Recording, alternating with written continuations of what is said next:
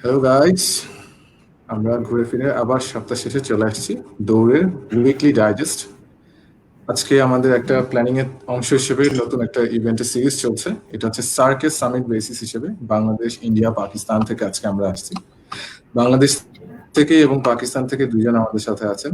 One is Dhaka half marathon থেকে আছেন আমাদের সাথে আফনান ভাই। আফনান ভাই, how are you? I'm good, Haseen. Thank you for having me over.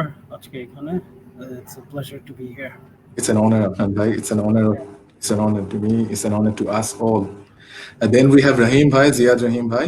Ziyad Rahim bhai is representing from Pakistan and Qatar. Ziyad Rahim bhai, how are you? I'm good, Haseen. Thank you so much. Thank you for having me. Walaikum salam. It's an honor, bhai. It's a big time honor.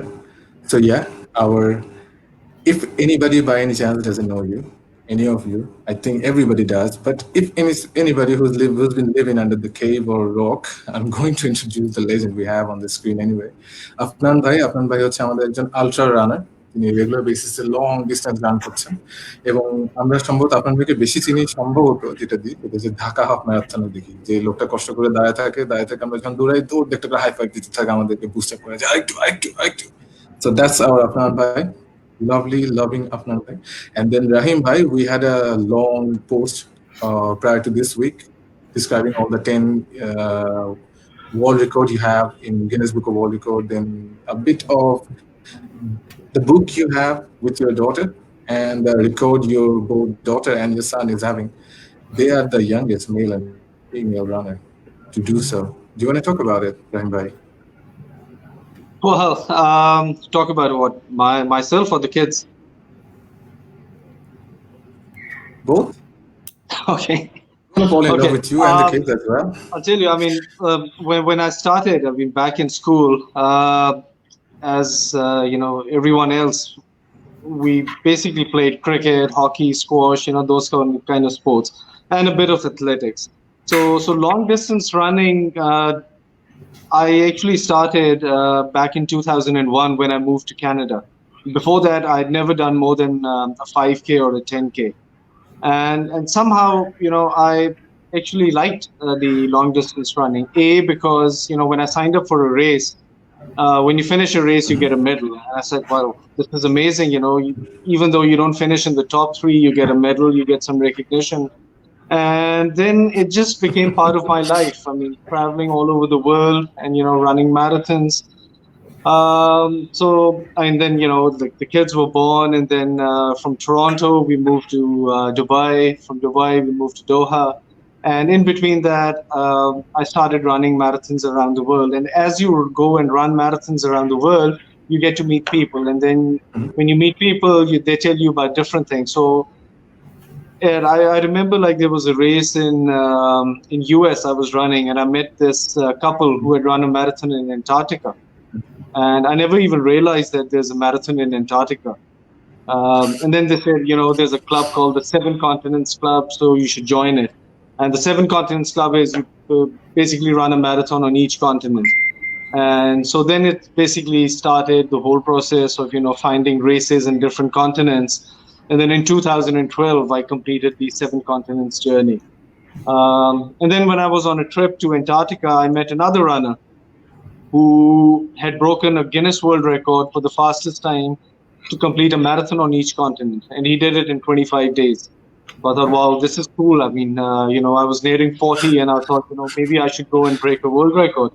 This is called, as you near the age of 40 or something, you get into this midlife crisis.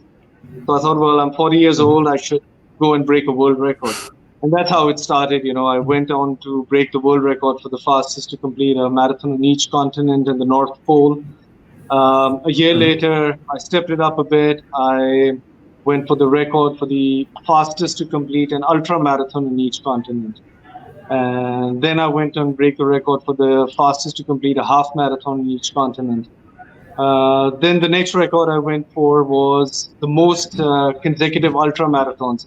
So I ran 14 ultra marathons in 14 days to break that record. So in the end, I ended up breaking 10. And then I got a bit bored of Guinness World Records. So I thought I need to do something different. And something different was that I decided to organize marathons myself, and in places that don't really have marathons. So I came up with this idea of a cruise marathon adventure, where I take people to the Okay. Caribbean, and where they run 7 marathons in 7 days. So 6 on each island that we visit, and then one on a cruise ship. It was Okay. basically that's when I joined the Marathon Globetrotters. Now, I'll tell you about the Marathon Globetrotters. It's a group of runners whose aim is to run a marathon in as many countries as possible.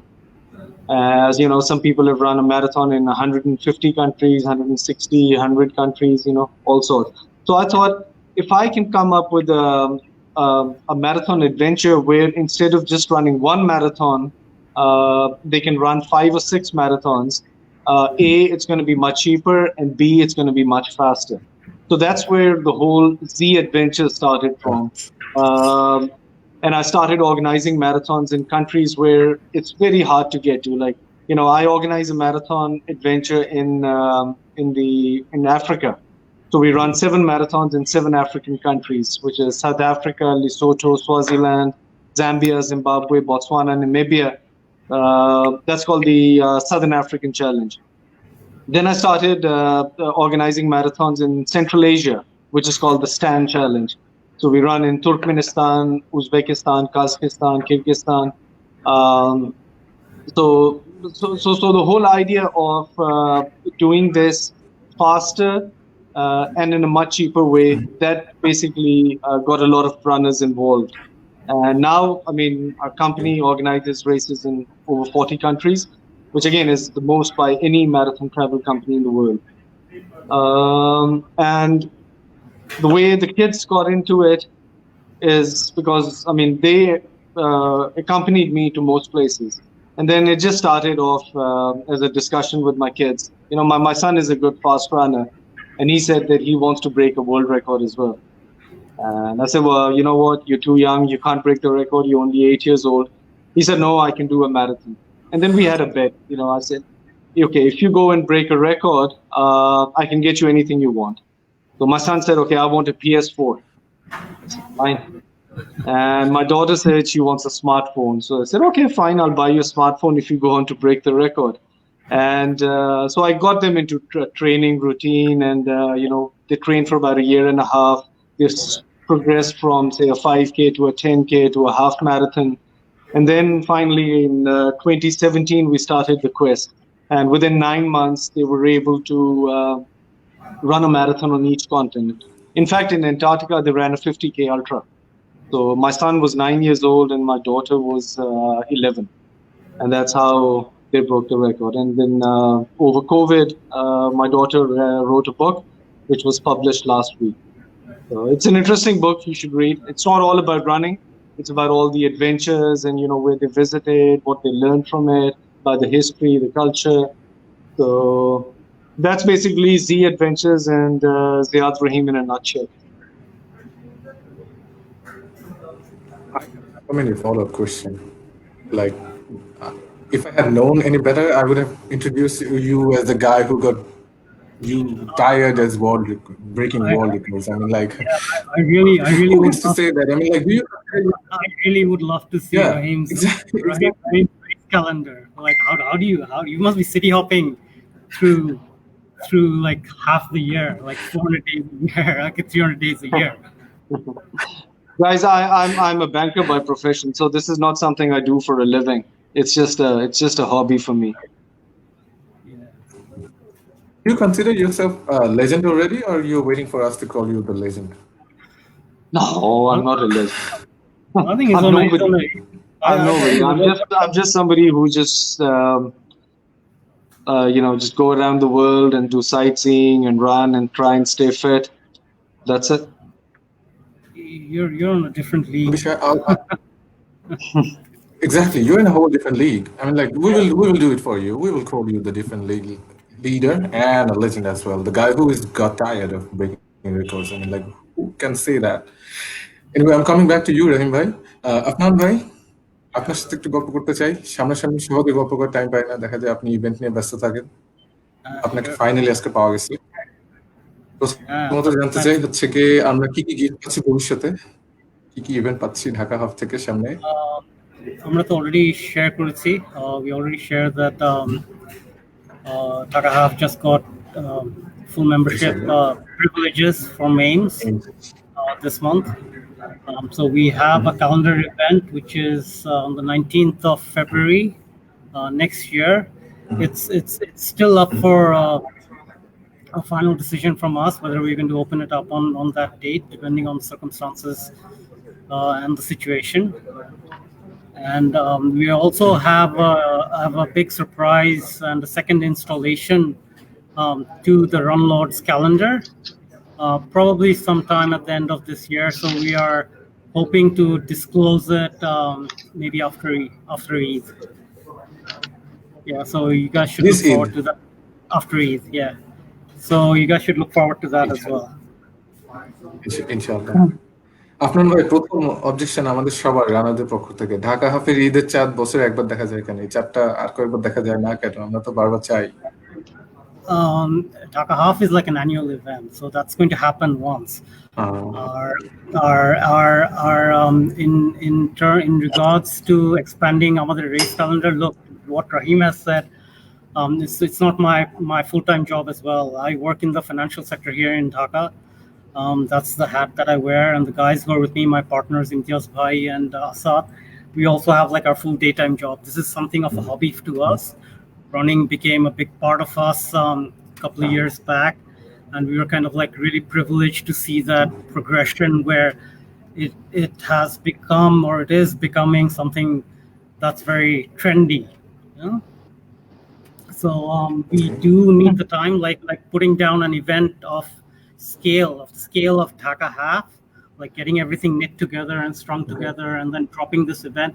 It takes a lot of time. It takes like 3 months of planning and like getting the sponsors on board, getting all the stakeholders there, and then the event and the logistics part of it.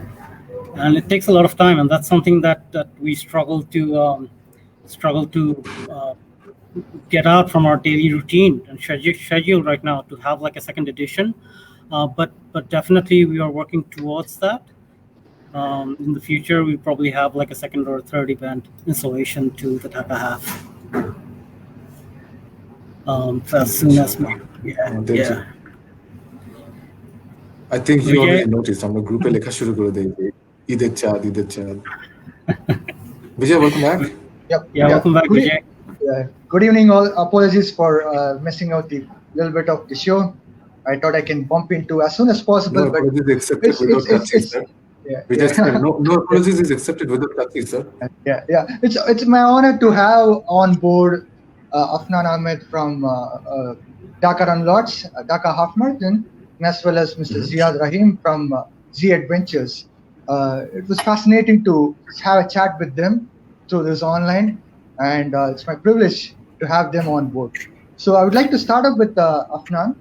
Afnan, it's my honor to have a brilliant experience, as far as the Dhaka Half Marathon was concerned. It was not just a runner experience, but I also paced in a couple of editions in Dhaka Half Marathon. So it was a brilliant experience.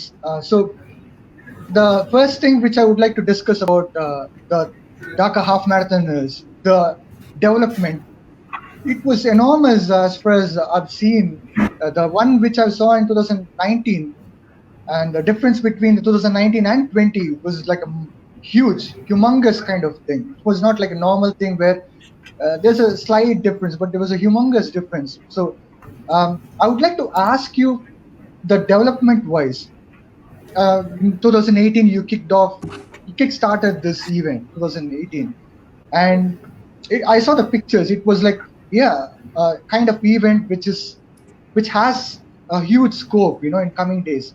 And in 2019, I felt like it was good. I had brilliant experience. And in 2020, it was like marvelous. So could you please explain the development process which Dhaka Half Marathon seen for the last 3 years? Yeah, thanks Vijay. I'd like to draw some history, like how the Dhaka Half originated and the inception of it. You see, like Rahim, like I fell in love with running. Running became a big part of me quite late in my life. I went out for the first day, like when I tried going out for a run. I think it was in my late 30s, like 5 or 6 years ago, and I quickly fell in love with it. And then we started hosting these community runs through the community here. Try to kind of encourage, and we were going out, like some of our friends, we were going out and participating in foreign, like international events outside the country, and it was such a beautiful occasion to be in that situation where you're running at you're completing a full distance race on your own, and that's something that is a result of the effort that you put in for training, and then kind of transformed our lives, like the people who are doing it here in Dhaka. We kind of try to contribute it and kind of infuse that, give it back to the society here through our community runs, and get people out running, and then kind of scale it up to a full marathon event.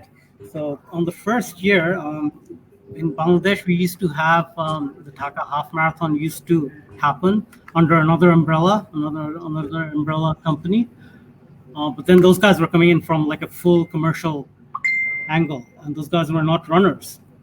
So what happened was it was very poorly managed. So we wouldn't have like hydration stations. The roads weren't cordoned off. You'd have like traffic, and like people would be weaving through traffic, and it wasn't safe. That whole experience of running, because the takeaway from running a marathon is the stakes are so high. Like we wanted to, like when we hosted the event in 2018, we wanted to take care of every single runner. So we started very small, dropping a full marathon event. If you're going to compare it to any international event, it takes a lot of financing, like support. So which is something that we didn't have back then. So we had to cut the cloth according to like make the dress according to the cloth. And so we could only come up with like 600 runners. That's an amount of runners that we can take care of. And then there are other components to the race that we would have loved that it would have been there in 2018, but we just couldn't afford it. Something like the timing solutions, we didn't have timing. Something like medals, like we ran out of money. We couldn't produce medals, so we made like medals out of wood. And so we had the first event, and then whatever proceeds, like the revenue that generated from that event, we reinvested it for the next year. And then we scaled up the runner count from 600 to 1,200, and that was also like a 50%, like a double of what it was the previous year. We invested in a better medal because that is the runner's entitlement. So like somebody running a full distance, like a completing the race, that's their takeaway. So we made like a really nice medal. In 2020, we introduced a proper timing solution. We also had the route measured by AIMS. It's an AIMS certified course, and we also applied for the AIMS membership. The event was also broadcasted over live on social media, and it was covered by, I think, like 4 or 5 national televisions.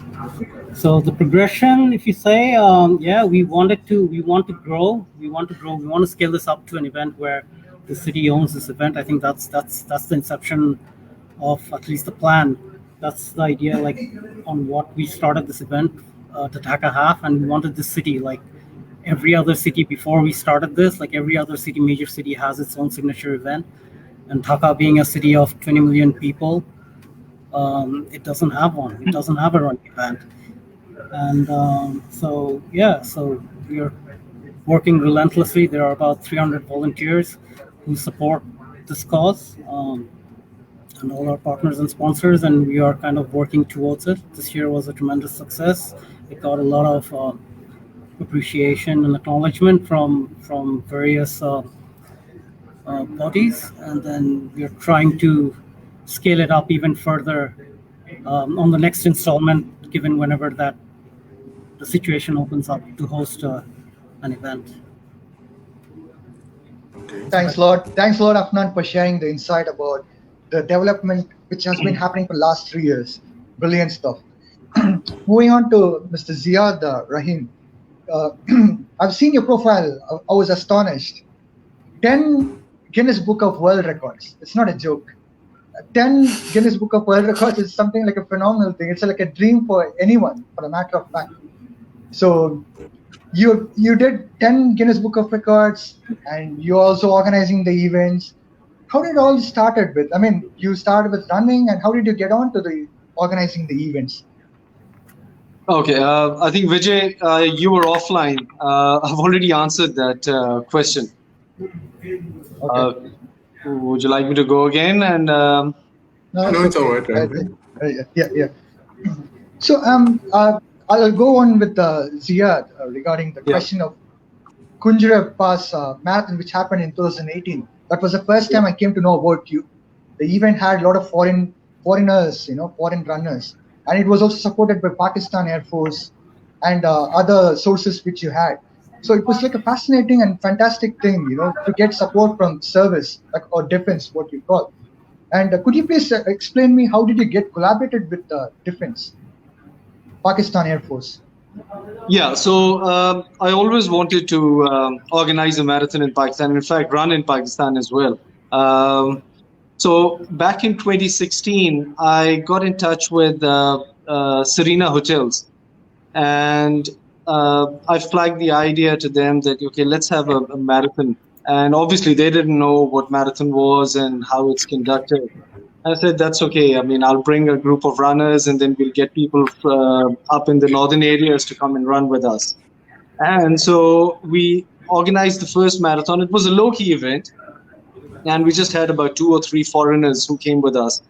And that in a valley called Hunza. It's one of the most beautiful valleys in the world. It's at 8,000 feet above sea level, and we organized the race there. Such was the response locally as well as internationally that people wanted to come again. So then I thought, okay, we may as well organize a race somewhere else now. So our next destination where we organized it was in Naltar. Valley called Hunza. Now Naltar, again, it's a ski resort. And this time I got in touch with Pakistan Air Force, and they said they'll provide all the logistics to us, and I just need to bring the international runners. And obviously, I mean, our main aim was to promote Pakistan as a sports tourism destination. So we offered free entries to foreign runners to come over to Pakistan and run.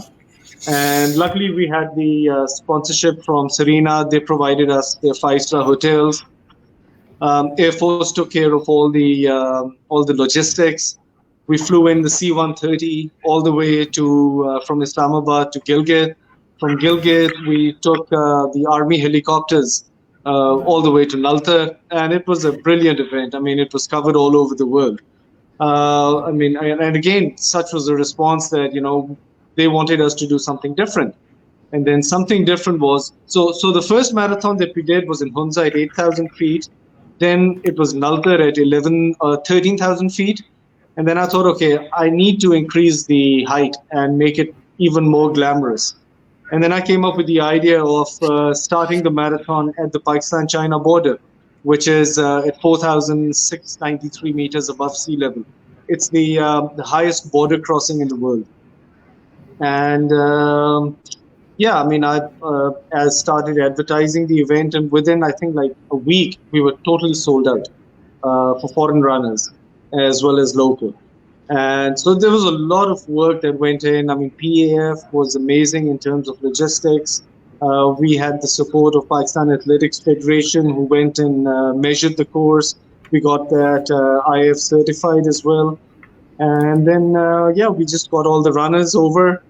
We flew in again in the C-130 planes to Gilgit. From there, we went on the Karakoram Highway all the way to Khunjra Pass. And then the race took place. And then 2 weeks ago, we submitted all the paperwork, everything, and then Guinness awarded us the records for the half marathon and the full marathon. Now, the ultra marathon record is going to be approved pretty soon. So basically, we're going to have a hat trick of world records. And I mean, like, we're not going to stop here. We're going to get a lot more foreigners to come over. Last year, when we organized the race, there were 45 foreign runners from over 25 countries. And next year, we plan, well, this year we had to cancel because of COVID. But when we organize it in 2021, we're going to increase the foreign runners' capacity to about 150, plus more than 1,000 runners locally. And look, I mean, we want to promote long distance running in Pakistan. As Afnan said, that it's not a big thing in Bangladesh. In fact, in this whole region, apart from India, there are not that many marathons that take place in the subcontinent region. I know Sri Lanka has one because I've taken part in one marathon there and one triathlon. And Nepal, its ultra running is pretty big. So, but our aim is to ensure that we at least have good 5 to 10 events locally in Pakistan, which are international standard, and promote the long distance running. And another thing that I must say that you don't need any equipment to do long distance running. All you need is a pair of shoes, running shoes, and that's basically it. It's the cheapest form of entertainment, and I can't see why it's not getting big in these areas. But I'm pretty sure within the next 5 to 10 years, when there's more awareness, we are going to get a lot more races in this region. Thanks a lot, Ziyad, for answering the question. Hassan, may I please know about the comments and the questions which are coming from the viewers? A couple. From Chattogram, that's the south in Bangladesh. Our side bhai says, Ziyad Rahim, welcome. Welcome to Bangladesh, Ziyad Rahim bhai. Thank you. He went on and said, lots of love all the way from Chittagong. And then Saeed bhai from Mirpur, I love Saeed bhai.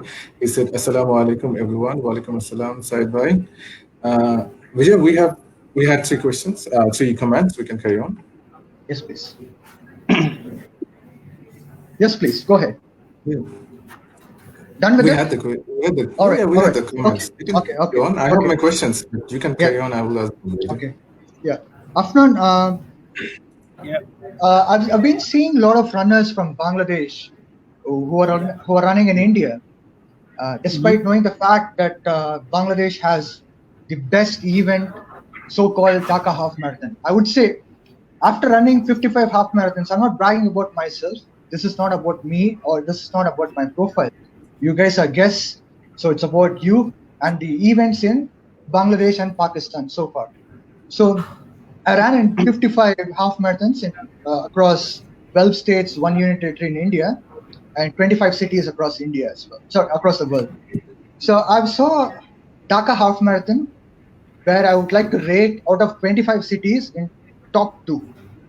To be honest, I'm not just joking or just oiling or whatever you call it as, but it's, to be honest, the essence of the class which I've been seeing for last 2 years was like phenomenal. I was very happy indeed. So I was very worried about the runners who were coming to India. They have the quality of event like Dhaka Half Marathon, and they're coming to India and they're running and they're, sometimes do complain about the events in Bangladesh. Do you think there's any scope or any chance these people will be happy with the local events and they'll be expecting more of Dhaka Half Marathons events, or events like Dhaka Half Marathon organized by Dhaka Run Lots in the future? Thanks, Vijay. Going to India, the reason, my first international race was in India. My first full distance was in India. One of the reasons why people go from here is it's so much more affordable to travel to India because it's right next door.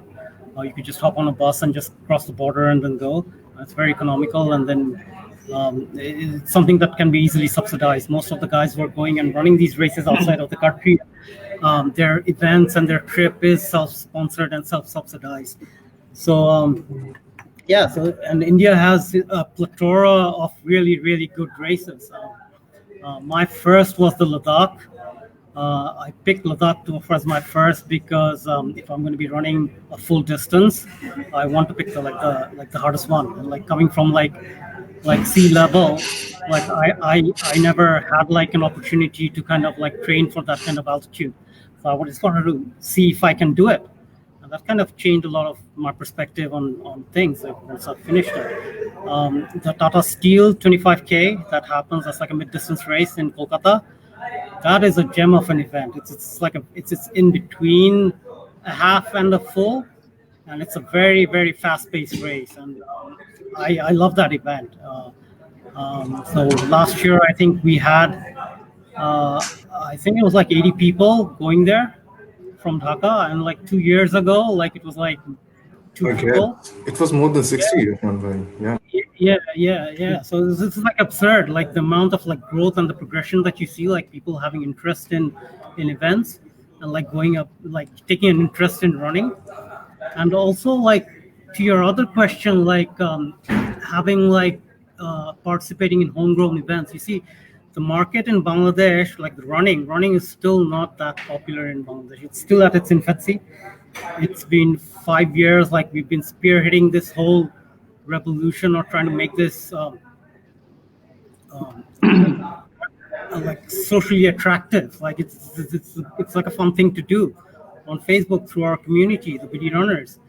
And now we have like so many other, I wouldn't call them like subgroups, but like other communities there, like localized communities like throughout Dhaka, and who are kind of contributing towards the cause of promoting running. And right now, like to drop an event of a scale of Dhaka half, that takes a lot of financing, and like you need to have a lot of partners or sponsors coming on board and like having trust, like trusting you with their brands and then their support that can allow you to drop an event of that scale, of that magnitude. But I'm definitely sure like we already have like a few companies, like a few organization that's already set up here. We're gonna have a few halves. I'm pretty sure like if you just look back like 2 years, like we had this only one event, the Dhaka half, with a laughable number of like 600 people running in it, in a city of like 20 million people, like 600 people running in an event. And now we have like so many events coming up, and I'm pretty sure like health and well-being, like a lot of people would be investing, would be looking. This is like a platform where a lot of brands can connect with. The recall value from advertisement in running or a running event is so much more, because running itself is like a very difficult sport. So I foresee like once everything settles down and life opens up going forward in the next year or whenever this COVID situation subsides, we are definitely going to see a lot of quality events in Dhaka. As for the Run Lords, we are also considering adding a few other events to our race calendar as well. So we have something in between our signature Dhaka half going forward. Thanks a lot, Afnan. Ziyad, before going on to the Central Asian marathons which you've been organizing, I'm quite interested about to know those things. But before getting on to that topic, or before going to the Q4, the Qatar, that weekly series you have, before getting on to those topics, I would like to ask you about the way the system, how it works in Pakistan. Say, for example, in India, in Chennai, we have one marathon. In Bangalore, we have one. In Mumbai, we have. So one in the sense, like I'm just telling you in city-wise. So we have in different cities, we have marathons and half marathons, etc. How about in Pakistan? Without, I have no idea about it. To be honest, we have no access to know about the events which are happening in Pakistan. If you ask me honestly, I would only say that very few information, especially your event, has been like coming across. Otherwise, I don't think so. We can come across with the cities like Lahore Marathon or Lahore Half Marathon or Karachi Half Marathon. We don't hear about it. Could you please elaborate about those cities? Well, the short answer. The short answer is there aren't any. That's why you never hear about it. That's the shortest answer I can give you. Back in 2004, they started the Lahore Marathon. It was the Standard Chartered Lahore Marathon, same like Standard Chartered Mumbai or Standard Chartered Kuala Lumpur or Singapore. And then it ran for a couple of years, and then it just basically died down. And then, so the marathons that I know are the ones that I organized in 2016, 18, and 19. Now, my plan is to organize more races all over the major cities in Pakistan. In fact, my plan is to start the Pakistan Running Series. Now, unfortunately, because of my family and work commitments, I can't devote that much time. But I've had a look. I mean, there have been some races, but they're very low key and they're not really professional. As in, like the ones that you can find on the Ames website or like other marathon websites. It's just local runners getting together and running. But official events, the only ones that I know are the ones that I organize. So we're not as advanced as organizing marathons as, say, India. But the plan is to take this forward to another level and, get more people to take part in these events.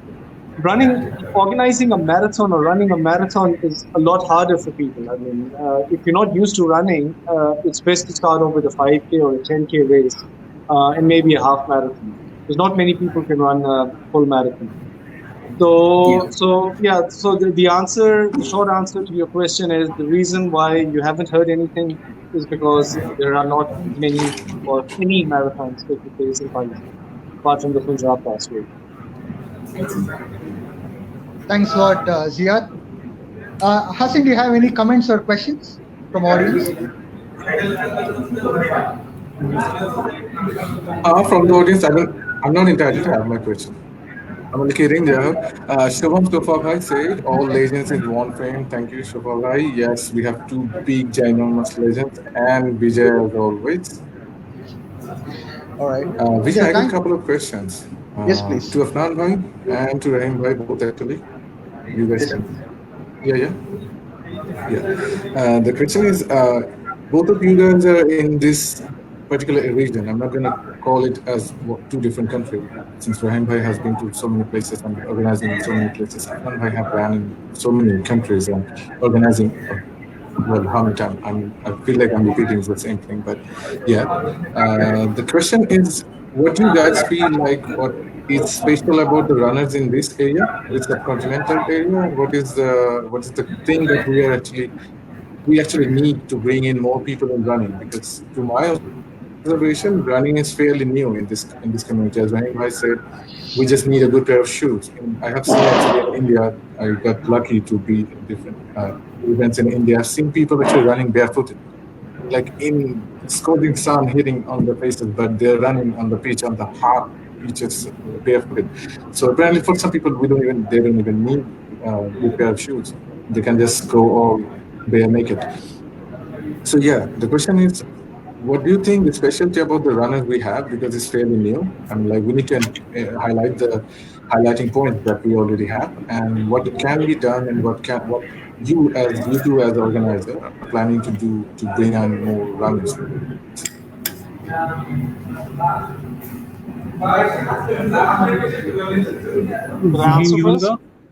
Okay. Yeah. Okay. Look, I mean, as you rightly said, it's running is not in our DNA, to be honest. Eventually, it will. I mean, as running is picking up, say in India and in Bangladesh, it will pick up in Pakistan. It's just a matter of organizing more events. Now, I'll give you an example. In Hunza in 2016, I organized the Hunza Marathon at 8,000 feet. Now, a lot of these runners who took part, the local runners, they did not even know the distance of what a half marathon is, what a 10K is, what a 5K is, those kind of things. And they just showed up in their track pants and just normal running shoes. Some even came in flip-flops. And I was shocked that there were women who had never run a marathon. They completed a full marathon in 4 hours, 5 minutes, or 4 hours, 10 minutes. Because people who live in those parts of the world, at say 8,000, 10,000 feet in high altitudes, they're very, very fit.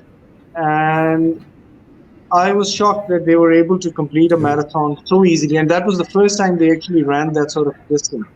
So if you go up to the northern areas, again, northern areas in India or say in Nepal,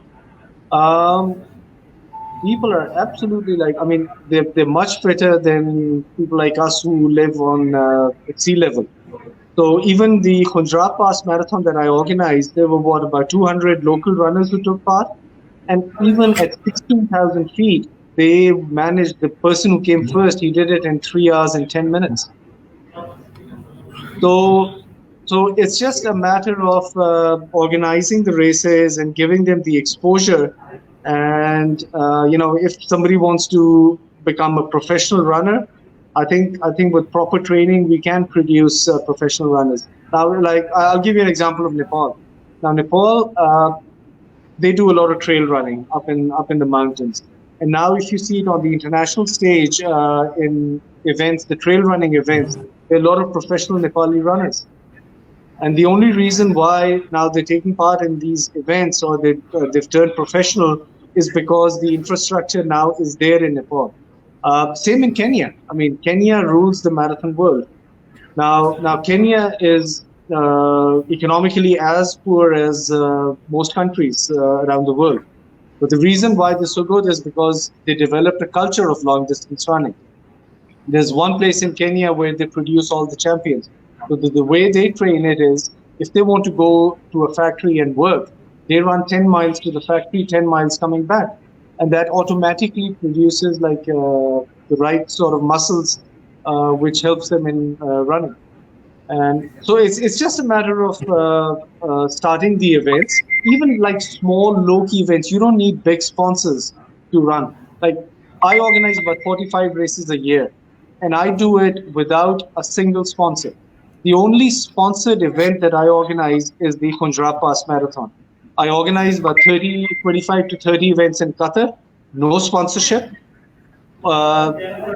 People pay a certain registration fee. With that, we provide them with medals, with the ambulance service and the drinks and everything. So a lot of people think that back home or that you need a lot of sponsors to produce a race. No, you don't. My normal races in Qatar, there are about 300 runners who take part. 300 is a big sizable number. Every week I can have a race and I can fill up 300 runners. And I'm talking about Qatar, where the population of Qatar is about 1.5 million. Now, if you look at Pakistan with 200 million population, or I assume Bangladesh has the same amount of population, getting a race, organizing a race every week with 500 runners, even with no sponsorship, even in a park, that's going to guarantee that people will end up liking the sport. So a 5K race or a 3K race, like we have kids races, which is a 3K kids race, and that's become very popular. So the more races you have, people will tend to take part in those, and then they can aim for like the longer distance races. So the culture, first of all, needs to be there, and that's how the only way you can provide that is by organizing more races, and at a smaller level. You don't have to give them, 1 lakh prize money or anything. Even just like a small trophy is more than enough to get them motivated.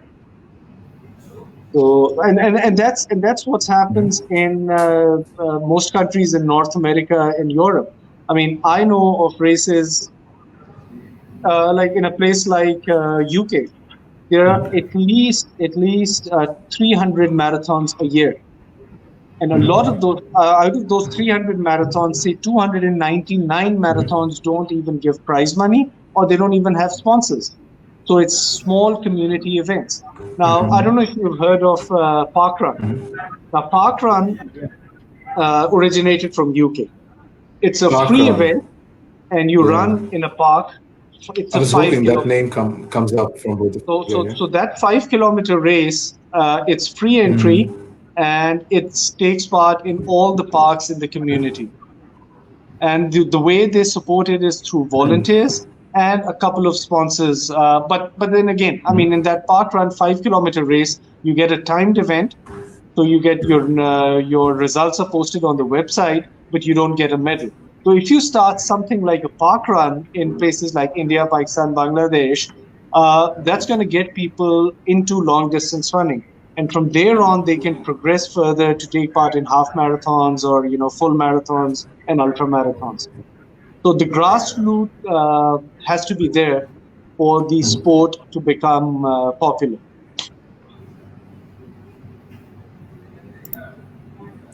Okay. Rahim bhai, I have follow-up question to you, but let me give the stage to Afnan bhai. Afnan bhai, Yeah. the same Yeah. question. What is the specialty of the run? Like what we have in Arsenal already, and what you are cultivate? Right. To get people to get into running. I think if you could see the progression of the registration for Dhaka Half over the last 3 years, from its first installment to this one, you could definitely see that there has been a dramatic increase in people taking an interest in running. First year we got sold out in about an hour. Second year we got sold out in around 48 minutes, and this year I think it's less than that. It was like 40 minutes, and then this year we got sold out in under 20 minutes. That's 2,200 seats gone. Yeah. So, and we had people, around 50,000 people just queuing up to buy those 200 or 2,200 slots that we put up. So if you ask me, like, to get people into interest in running, I think that process has already started. What Rahim has said, that we already do that. The inception of this idea started with BD Runners back in, gosh, I don't know, like in 2014 or 2016 probably, with our Run Friday. So these are like community runs, Rahim. So what we do is like, so we have this really beautiful community, and we kind of, this is like, it's like 15,000 people strong, and these are like all verified members. So we like scrutinize every single request. It's like a social media group, like Facebook group, and we kind of like verify every single membership subscription like profile, and then we allow them in. So these are like verified, like real people. And then we started promoting like running, like when we started, like some of us like in the core group, when we started running, we found that it was very difficult to get into running because people lacked the confidence to go out. Most of the guys who are in the group are running like 5Ks and under like sub 20, running a full. So like somebody who's like relatively new, like trying to get into it. It's very discouraging to them to be in a situation where they would feel like confident to come out and try to socialize. So what we did was, like, in 2016 we started hosting these community runs called the Run Fridays. So we'd have it like on the first Friday of every month. It was a 5K run, which would be like a very slow pace. It was like a social gathering for people from all walks of life, could just come there and like congregate and just have like a good time and go around running. And then we would take pictures and kind of like put it up on our Facebook page, and then we would do these runs in different neighborhoods and kind of try to encourage people, like show them like a large chunk of people coming and running in a group and taking pictures and having like a good time, and kind of like get people in those localities and like communities to have something on their own. And this has worked remarkably for us. Right now, like Haseen could vouch for this, like we have like so many other communities right like now, like which I have already mentioned earlier, and they are also like contributing towards the cause of like spreading that fire further. So I think yeah. So and also like having like professional events, like full blown events, like a half marathon or like a full distance maybe. Those also helps. Like people kind of look forward to running in these events. So yeah. So those are some of the ways that you could get like people to come in. Like invest in our community. That's also like one of the reasons why Dhaka Half Marathon is so praised, because like it is owned by the community. It's not really owned by any particular entity. Like if you go and see like the posts and people commenting on how much they're appreciating the event, it's basically they own it as their own. I think so. It's very important that you invest in the community, and that's going to pay off in the long run to kind of supporting your commercial events as well. Yeah. Rahim bhai, thank you, Afnan bhai. Yes, the one I was looking for, both of you actually mentioned in one way. Park run, yeah, there's a thing going on in Europe that's called park run. We don't have park run. I actually applied for park run, to be honest, but they said they're not actually handing out this authority or any kind of permission to Asian countries just yet. So we gotta wait, I guess. Yeah, they're not. So Rahim bhai, Because yeah, I thank checked with you them for as well. talking about. Yeah, I guess someday, I guess I actually went out and asking if we can use the word. I mean, like it's two simple ways, simple to word. We can put them together. Can I use those words? They said, okay, we will have to ask you not to. So yeah, What is frowny park? face, I guess. What is park called But in yeah, your language? park. We call park as park actually. Bangla. Basically, we don't use a different word. Bangla, we don't call a different word for park. It's a very tough one. I can't even remember though. I can't even recall. Afnan bhai can probably help me out Instead on of this. I park run, don't you could remember call the it park. park dog. I guess. But you know the name value. Yeah, jokes actually. Yeah, I guess we can probably renovate that thing and freestyle on the board. Rahim, yeah, that's the thing. But I was planning for that. So what you said, that's we don't actually need much organizers or much of organizing plan or much of sponsors to carry on running. Yeah, that's the idea. But one thing that I have noticed in Bangladesh, we have BD runners. They have different other quantities, other entities. They call Dhaka Run Lords, BD runners, and altogether they're actually influencing other groups. Like Ranbhai already mentioned that Run Friday. We have first Yeah. Friday running event in Hatajini and different places. I remember the first run I had was in Run Friday we had in Botanical Garden. So we already have Run Friday and Run Saturday. The third Saturday of the month every month. Hmm. So these are the things that is actually influencing. Apart Yeah. from that, I have actually noticed a couple of things that is actually helping out the runner. I think I have actually noticed that many countries actually does it very lately. This year in Dhaka Half Marathon, we had it something like that. The thing I'm actually pointing out, something we can do. You see, both of you actually mentioned that new runners. Rahim Bhai actually mentioned the runner who has better lung capacity. Living in altitude, they have a better idea of running even without training. Apart from these people, that these certain rare gene carrying exception runners, I'm talking about these tropical area runners. We goes by the name of Bheto Bangali. We tend to load a lot of carb even during the regular days. So we used to get, you know, thing let's not talk about. So what I'm pointing at, before any event, any big expo containing big event, they actually do try some training schedule like we had in Dhaka Half Marathon this year, like a month-long training schedule every weekends, like Friday and Saturdays. They were going on. People were running in the course that will be happening. So these people were running on the course and being trained by the pacers of that event. Thanks to Vijay on this, Vijay is with us in here. He was actually conducting the whole program. So we had something like this. So I guess if we carry on entire year long, like I'm not taking credit on this. Like Afnan Bhai said, it's always belong to the runners.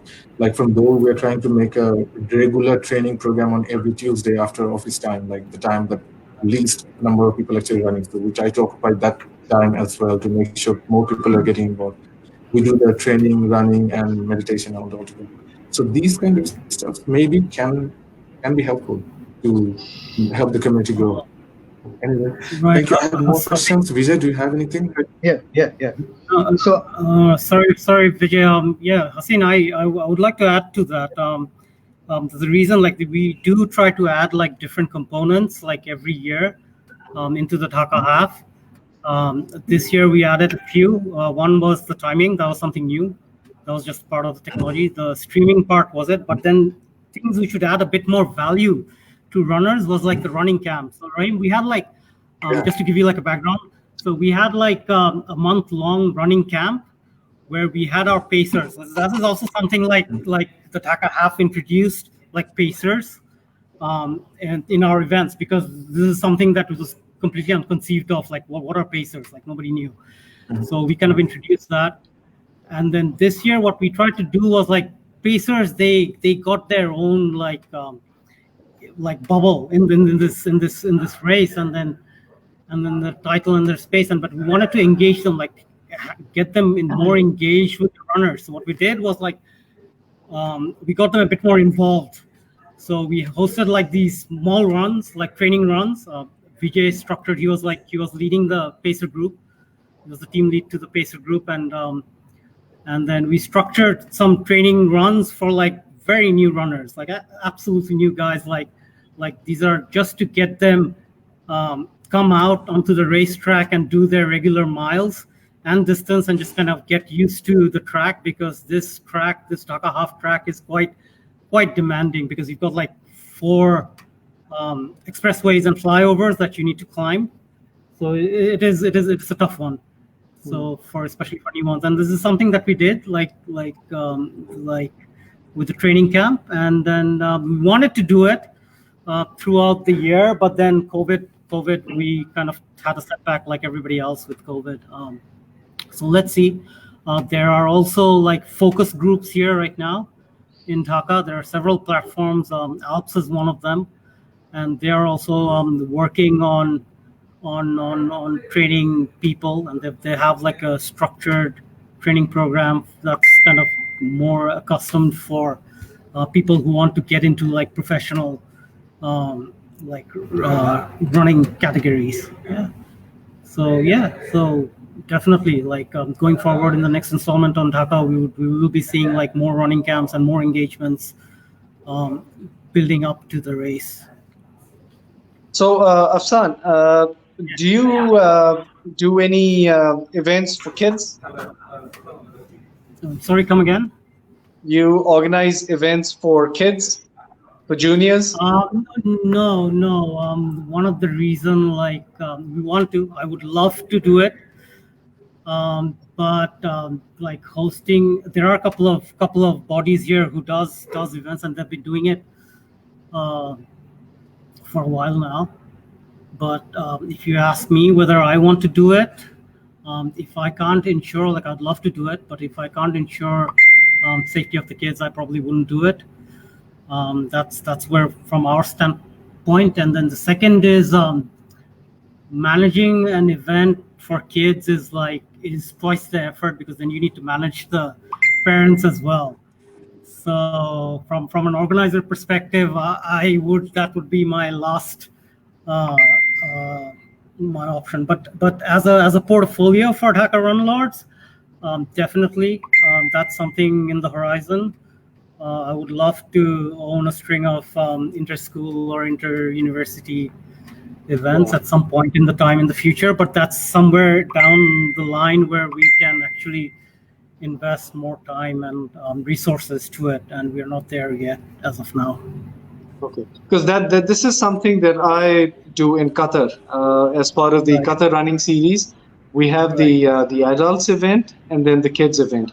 Now the advantage of the kids event is it becomes a family atmosphere, and it's a family event. So people come, like parents are running the longer distance, kids are running the shorter distance, and the more kids, if you engage kids from a very young age, then it actually stays with them.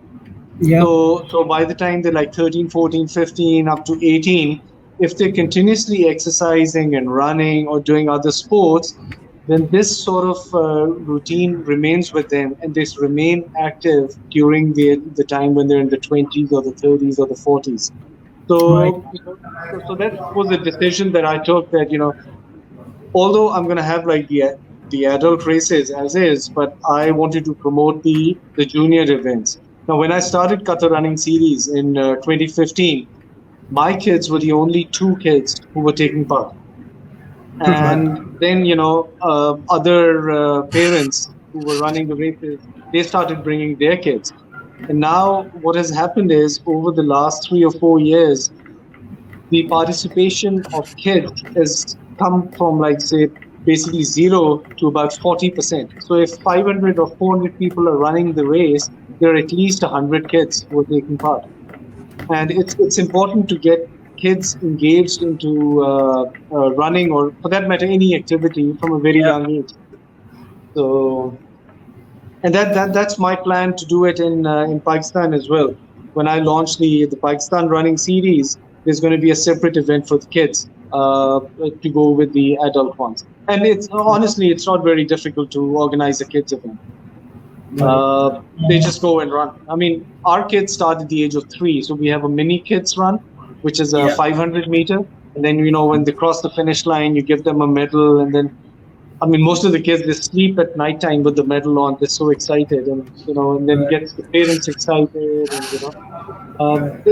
it's that's why I was mentioning the park run concept, because Yeah. people bring the kids with them, and it just becomes part of their life. Right. Yeah. Definitely. It's somewhere. So it's on our list of things, list of items, a list of events that we want to do eventually. It's kind of like you said. Like we did have that vision that we want to groom up these kids to a point where they take sports seriously. Yeah. Kind of have fall back to running or fall back in some form of sports in their life. And given how our society is kind of structured and built, like it's just so compressed, like everything is so closely knit together, like we don't have like a lot of parks, and like having the facility where that can host events like this, it's also kind of scarce.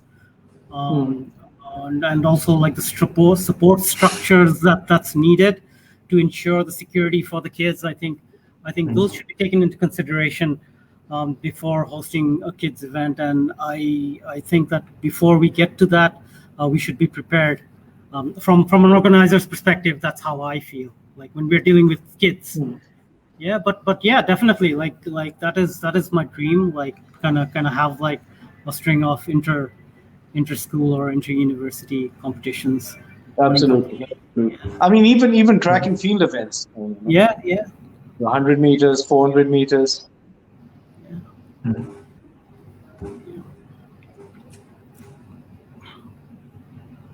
I guess. Afnan, I mean, Afnan, we're yeah. different. We are having different dash of running events. I mean, I guess it's coming up. It's fairly new. I hope Rahim bhai, we will be having, and I hope you can come add Bangladesh as 41st country in your list. I guess growing your world record further. By the way, we have few comments, and top of the James one is Imtiaz Ilahi Bhai said, great conversation. I guess Dhaka needs to give more space for runners. Exactly, Imtiaz Ilahi. Imtiaz Bhai, exactly. But Imtiaz Bhai, we have fairly enough parks. But yeah, I guess you're right, actually.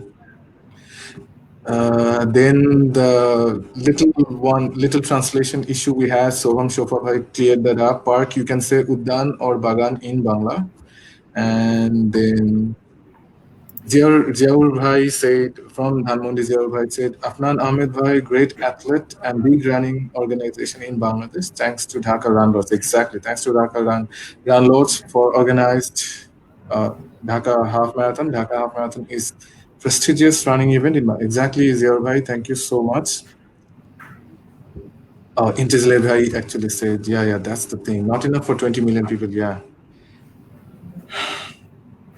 Well, overpopulated. I don't know. I guess you guys can come up with ideas. I mean, I'm a very junior guy. I don't even know what to think about it. I mean, like how to think about it. Maybe in that way, someday, maybe. Sobhan Bhai went on and said, Ilai, inshallah, I guess we will be having. I mean, I have seen there's new park going on in park building up in Mirpur 13 and 14 somewhere in there, Bhashan Tech as well. Uttara is doing very good regarding the smaller parks and all. Gulshan and Dhanmondi has its own ways. Mirpur is working. I guess rest of the other places, I guess, we're waiting for them to catch on. Yes. So one Mustafa Bhai said, Mr. Rahim Bhai, could you please share your most memorable run with us? What will motivate you most? Then I'm coming back to you, Rahim Bhai. Then we have another question from our newlywed guy, Shubhu Bhai said, amazing job, lads. Keep doing great work. Thanks to you. Amazing job, you too, Shubhu Bhai. Thank you so much, Shubhu Bhai, for being with us. Ilahi Bhai, thank you so much. It's an honor for us to have you with us. Inshallah, someday I will get to have the honor to share the frame with you, inshallah. So before we move on, can I have the question to Rahim Bhai, the one we had from Shobha Bhai? The most memorable? Yeah.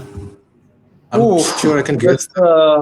That's a difficult one to answer. I mean, Okay. I've run about 250 marathons around the world in 71 countries. Okay, the most memorable, I guess one of the most memorable was the North Pole Marathon. Okay.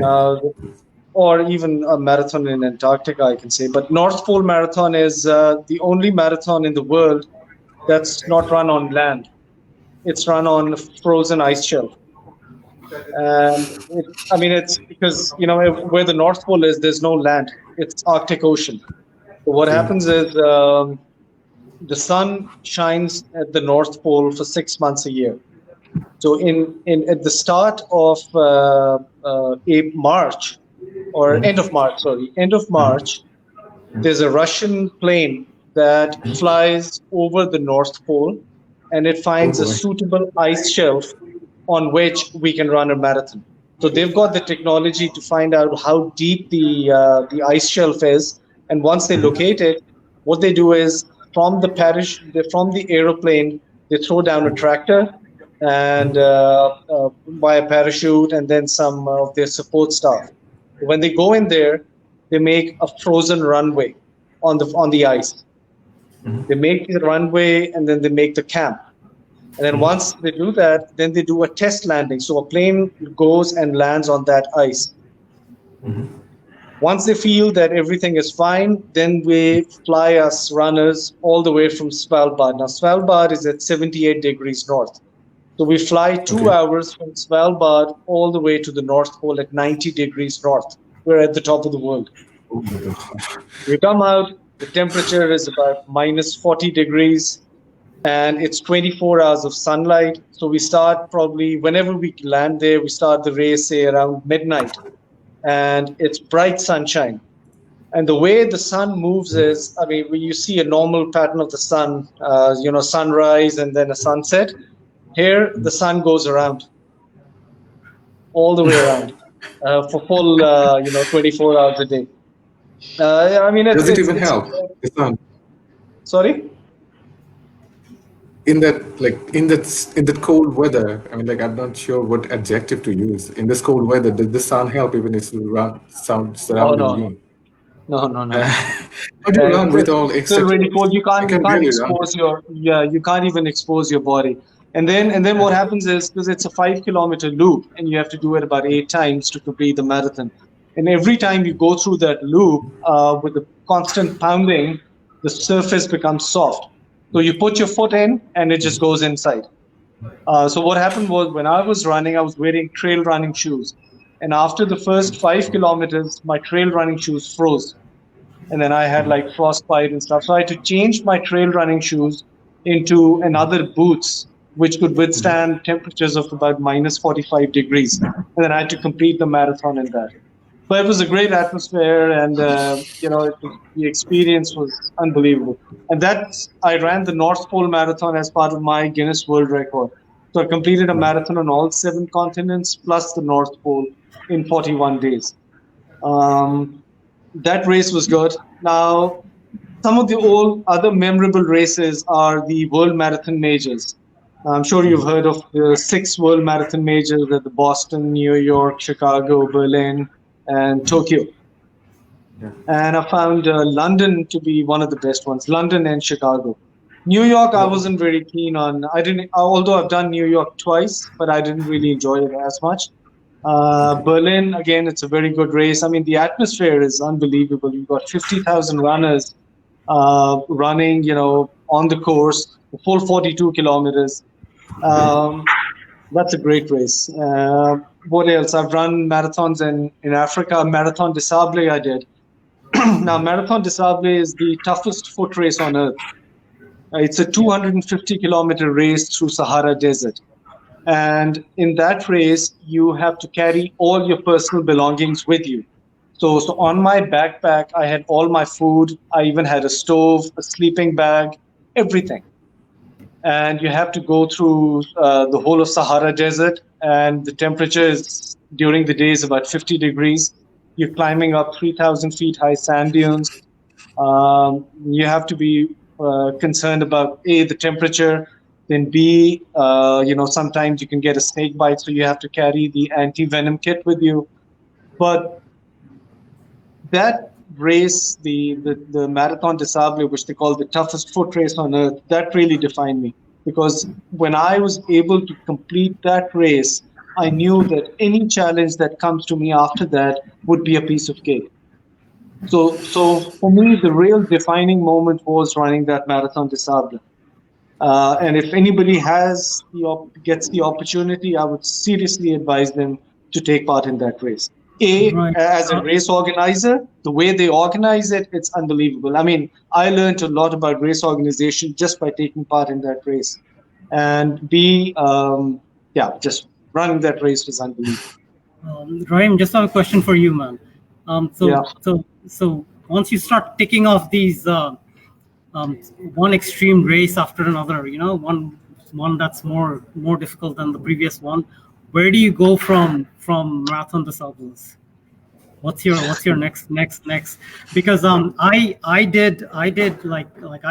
went into trail running because after I completed my full distance, I decided where do I go from there?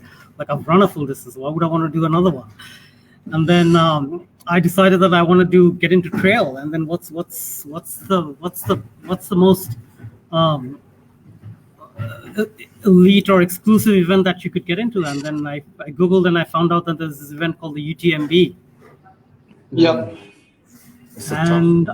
And I trained for that, and I qualified for that, and I qualified for the smallest event, which was the OCC, which was the 50K, and I finished that.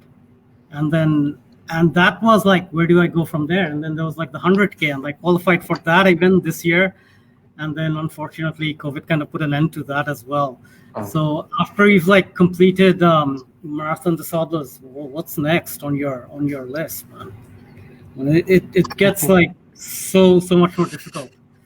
No, there are plenty of crazy races. There are plenty of crazy people in this world. I mean, even if somebody goes on to live for 500 years, there'll be a race every weekend that somebody can, you can look forward to.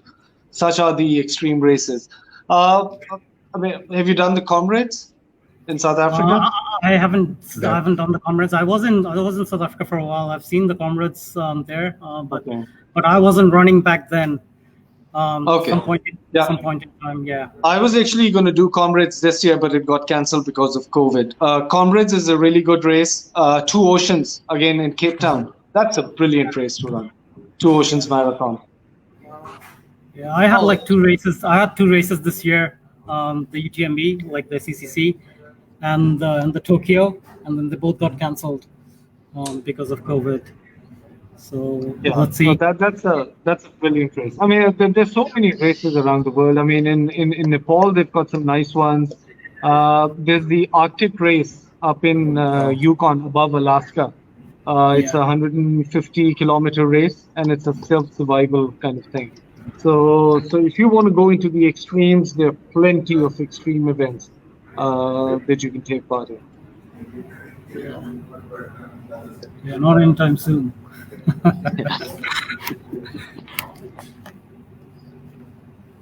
Well, thank you, Rahim Bhai and Afnan Bhai.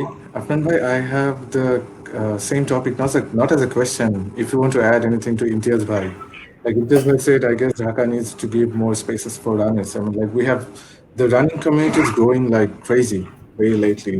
All the new runners for new dashes. I mean, we have mid distance runners and long distance runners way too often having events for them, and new dash runners like sprinter fairly barely like 800-meter dash, mile is So, altogether. Hassin, I would like to add one point here to Afnan regarding the same point which you're talking about. Yeah.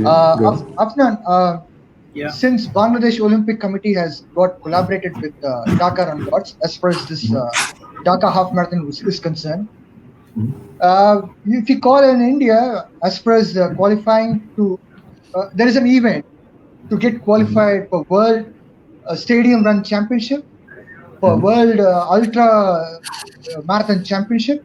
So they have separate races which is organized by NEB Sports. You would have heard about NEB Sports, the one which is like IDBI Kolkata Marathon or IDBI Delhi Marathon. So they are the one who is organizing for Indian athletes, specifically in different parts of India. So the runners who are getting qualified in those races are qualified for World Championships, either stadium run or maybe even ultra running. So now the Dhaka Run Lots has set up a standard. I don't think so anyone has did before by collaborating with Bangladesh Olympic Committee. And as a country, one requires a huge standard where runners need to go into such a kind of system where they can able to groom themselves as runners. And I think this is a good platform.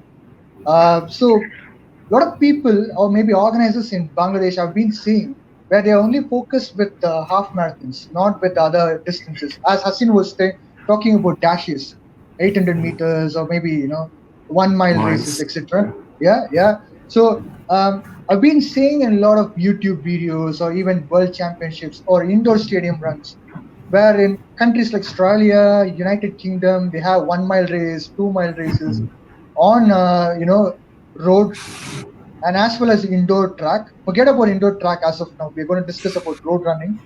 So why don't Dhaka Run Lots come up with a topic like, events like 1 mile race, 2 mile races, 5 kilometers run, 10 kilometers run. And cross country is again something which is lacking in different parts of the subcontinent. If you look at in India, again, it's just Indian Athletic Federation is doing this. But if you see the private firms like NEB or ProCam, they're not interested in cross country championship kind of qualifying or giving some kind of taste. So why don't Dhaka Run Lots come up with even a cross country championship? It's like 6 kilometers, so which would be something which can be manageable. I think Bangladesh has a lot of trails, so you can pick up one of the trails and have 6 kilometers, like 2 kilometers on and off. So that can be done. So is there any possibility for Dhaka Run Lots to look into such kind of things, to develop it and to bring more athletes to international stage? Definitely. Thanks, Vijay. Definitely. So we would like to expand our race calendar, like I've also already mentioned. Those are races like different race formats that we want to work on going forward in the future. As of now, like if you're considering like people using our races like the Run Lots races to qualify for other events internationally, Dhaka Half is already that. You could use that's already a name certified and a names member race, so you could use those timings to qualify for any races in the world. Regarding why we are not doing it any sooner, the current situation, the circumstances that we're living in, it kind of prevents us from expanding and taking decisions. So once this uncertainty that we are living in right now, it uplifts, and we will probably put some more thought into expanding our race calendar as well. And yeah, but then again, like dropping a race, like organizing a race is like a full-time engagement. I mean, like the effort that goes into on setting up a race, like unless it's like a community run on like a smaller scale event. So if it's not going to make too much of an impact, we would like to not do it. Yeah. So we want to like concentrate on events which would be our signature events. So Dhaka Half is one of them. We are working on a few other like through the rest of the year. And as for cross country, yeah, definitely. We would love to introduce it, and if not, then if somebody else does it, they should. There's always also a group in Dhaka. It's called the Dhaka Hash Harriers. They do like hash runs, and they go on like trails and like sub trails, and they do some crazy shit. Mullah hash, yeah. Yeah. Yeah. So they've been around for a while. So as for cross country, yeah, definitely, we will look into it. So now we are looking into the races. Yeah, Vijay, go on. Yeah. So we are looking into races with a certification of AIMS or IAAF to take part in different events which are organized like ProCam or Amsterdam Marathon, etc.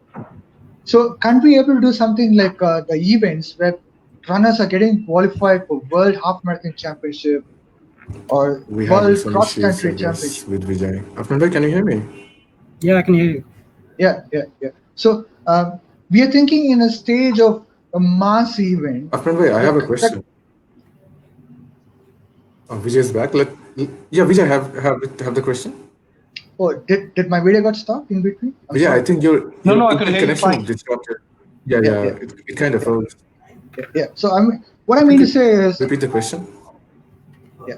So what I mean to say is the events with the IAF certification or AIMS certification can help other people to take part in the mass category events in different parts of the world. Like I said, ProCam events or Amsterdam Marathon or Singapore Marathon, etc. But would it be possible for Dhaka Half Marathon to pitch up the platform to take part in World Half Marathon Championship to represent the country? I'm not talking about the mass category, the elite category, which is looking for some kind of exposure to take part in World Championship or to represent the country. Is there any scope as such?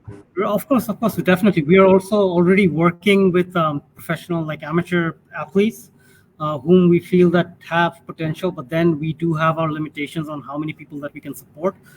We are sponsoring, and also kind of with our partners, we are sponsoring a certain person named Mahbub, not into especially the running discipline, but he has qualified himself for the Ironman World Championships in Kona. So we are sponsoring him to take part in these events. So we are supporting in this cause, and we would love to scale this up to a much more bigger capacity going forward in the future. Thanks a lot, Afnan. May I go with a question to Ziyad? Hasim, fine. You don't have any questions, Eric. Okay, Ziyad. You have done a lot of. I have one further more question with Afnan bhai. Yeah. Well, shoot. Yeah. So you have different. I think you're getting the text a bit late. I didn't get the text. Yeah, Vijay, carry on, please. Yeah. You have the Qatar series, the texting. weekly series, where on every Fridays you have the run, like a 10K on every Fridays, the one which even Abu Dhabi has and Sharjah has. So we don't have in India that kind of structure, and we don't even have a system of having that series running. So, for example, in UK they run a week of full marathons. In a week they run 7 half marathons consecutively, and sometimes it happens in Italy where people run 10 full marathons in 10 days consecutively.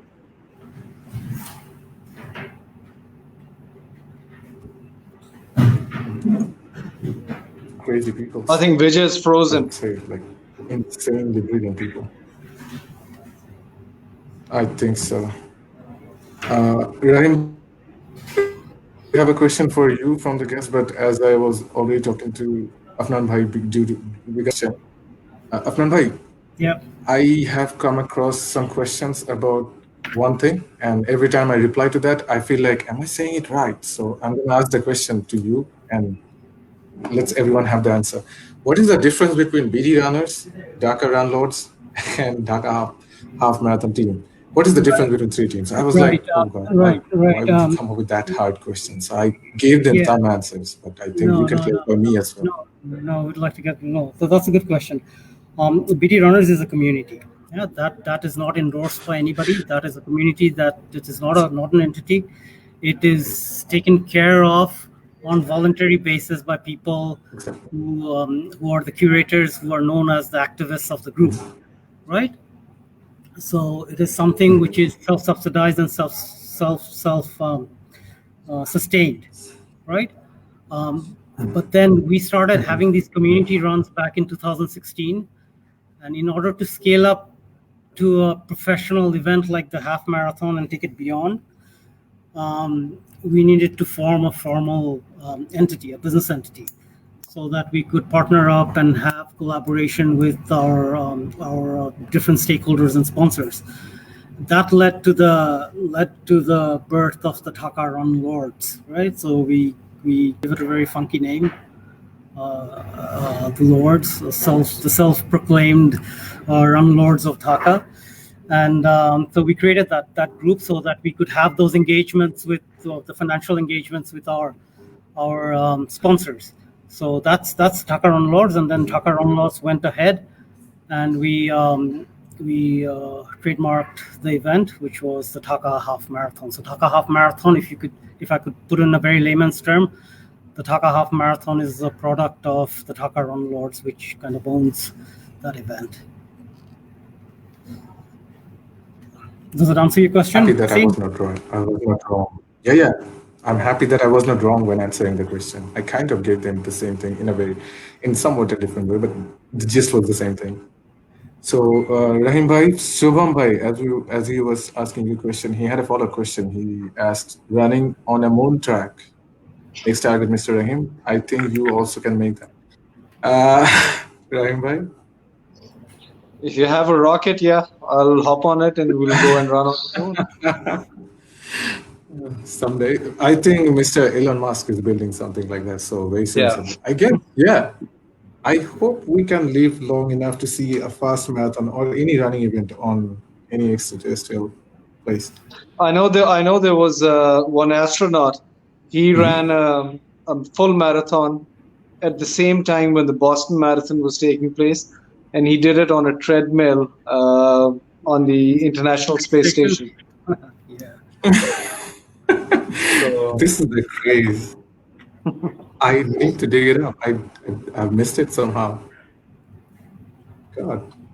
All right. Afnan Bhai, you have a follow-up question of some sort. Tawhid Bhari Bhai, he's a regular viewer here. He said, hi everyone, good to see all our South Asian fabulous runner in one platform. My humble question to Afnan Ahmad Bhai is how coronavirus is impacting running events and how to stretch our training if someone's goal race was postponed due to coronavirus, and what does #BDRunners plan to make sure the runners are still staying on the right track? Thanks. Afnan Bhai, it was addressed to you. Yeah, look, the world's at a standstill right now, because of this pandemic situation. Yeah. There is nothing that we can do other than like wait it out until there's like a solution that kind of puts an end to this, and until the point where there is a downtrend, I would just strongly recommend that we take this time to kind of do lots of indoor trainings, just stay indoors and kind of stay safe. So I'm sure the setback will lift at some point in the future, and then we can just come back and do where we pick up where we once left off. That's how I see it right now. And I may add to this. Ever since COVID has come in, there's been a lot of virtual events taking place all over the world. In fact, in Qatar, I've been organizing virtual races since May, and every week there's a race. So the way it's conducted is that people run on their own, and then now everyone usually has a smartwatch. So they run their distance, and then they upload their details on Strava, and then they send us the link. Then we post the results, and then hand them out the medals. Either we post it to them, or they come and collect it from our place, from our office. So that's one way of keeping the community engaged with a lot of virtual runs. So I don't know if that's happening in Bangladesh, but it's definitely happening in is. Qatar, and it's happening a lot in North America as well as Europe. There are plenty of virtual races going on. Yeah, So at the end of the day, I mean, even Ironman is organizing a virtual event. So right. Yeah, it's started happening here as well, like professional, like events, like virtual events. We're seeing a few popping up recently. So I see that continuing throughout the rest of the year as well. yeah, And there are Thank like you, various Afnan bhai. there are like various races like all over the world that since it's virtual, you could just sign up for any of these. exactly. Thank you, Afnan bhai and Rahim bhai. As we speak, I would like to add something that we have another event organizer called BYLC. They're a very good organizer. As we speak, they had a race session going on at 8 p.m. If I'm not wrong. They're having a virtual running event next week or so, I guess. Yeah. Regarding that, I have follow-up two questions to both of you, Afnan bhai and Rahim bhai, since you both are into organizing running events as well as running. Taking part in running events as well. By the way, sorry to interrupt. And Tawhid Bari Bhai said, many thanks for your thoughtful answer, Afnan Bhai and Ziyad Rahim Bhai. Thank you as well, Tawhid Bari Bhai. Thanks for being with us. Please carry on being with us. We have further more questions to ask. And if you have any questions, please put them on the comment box. So Afnan Bhai and Rahim Bhai, both of you are organizers. I have as a runner, just plain and simple runner. Even though I have been lucky to organize running event, but those are fairly little. Like we had about 100 people, but you guys are conducting events that are massively um, taking care of big number of runners of different places of different type of runners. So these, I have particular question to you, like what kind of things that you think are there in the organizers that they are actually, let me rephrase it, the organizers are doing that is very good in this area, again targeted to these South Asian areas, subcontinental areas, that is really good, and what is actually is there which can be revised or can be happen or can be taken in a different way. Am I did I simplify the question or did I make it too complex? Yeah, can you rephrase that? Thing is, okay. The organizing, okay, easy one. The things that are organizers doing in here, which is really good. I have seen a couple of things like people who have actually said something. I have runners by that. I mean, have actually, let's not say any bad words. They have said that the organizers are not providing enough saline or isotonics in the running events. These kind of arguments have came across to us, and certain organizers have insisted that they are not gonna have enough silence in the track in between the kid places, in the drink spots, because they are saying that saline can actually overflow things and can give a bad impact to the runners and can have a bad scenes. So these are the kind of things we're having in here. The runners having some issues, the organizers are not having clarify to the vehicles. So I'm asking to you guys, things that are organizers doing in here that is better than all the other organizers doing outside of the world, and things that organizers are doing that is not good. So things that organizers are outstanding on things organizers are doing that you think need to revise. Look, you cannot compare any other events in sorry Rahim, if you allow me to take this question. Please go ahead. Yeah, please. You really cannot measure any other event in Dhaka or in Bangladesh and compare it to the Dhaka half because of the amount of support it gets, right? So Dhaka half is going to be on a different scale unless you have somebody else who's coming in and putting in the same amount of investment into a race of that category. It's going to be on a different level. So a lot of the smaller races will then have to like I said, like you need to make your dress, you need to make your event according to the cloth that you have. And I see like every year like we try to like introduce like it's not rocket science like any other like race components like the timing, the race bib with the corals, and that's something that we introduced as well. Hydration stations. So So you see these things being introduced one at a time, and kind of smaller races, they basically, depending on how much they can support and fund their events, they basically add the components or take the components out of it, depending on the financing that's available at their disposal for their races. So it's not fair to like point at the organizers and tell them like, look, you didn't provide any saline, or you didn't provide any electrolytes at the running stations. You're a runner. You should carry your own water if you need to. Yeah. Right. Like, why do you expect the organizers to give you, like Rahim said, like all you need is why do you have so much expectation from an organizer to give you everything for a handout? They are giving you an experience to go and run, to be a part of that whole occasion.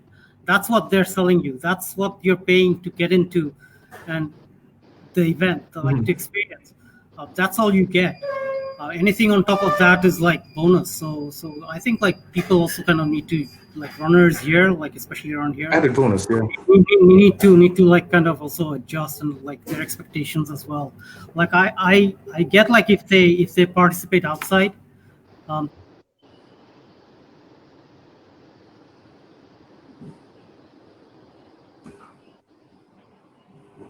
I think his connection is broken. We're having internet Okay. issues.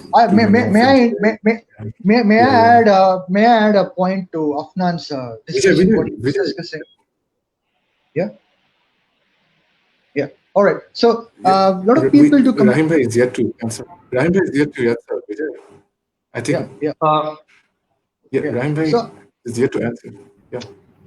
No, I'm just adding a point. I'm not interrupting the conversation. Go on. So what I mean to say, Sure, Vijay, what I mean to say is a lot of runners who keep comparing with one event to another. I discussed the same point during the last session what we had.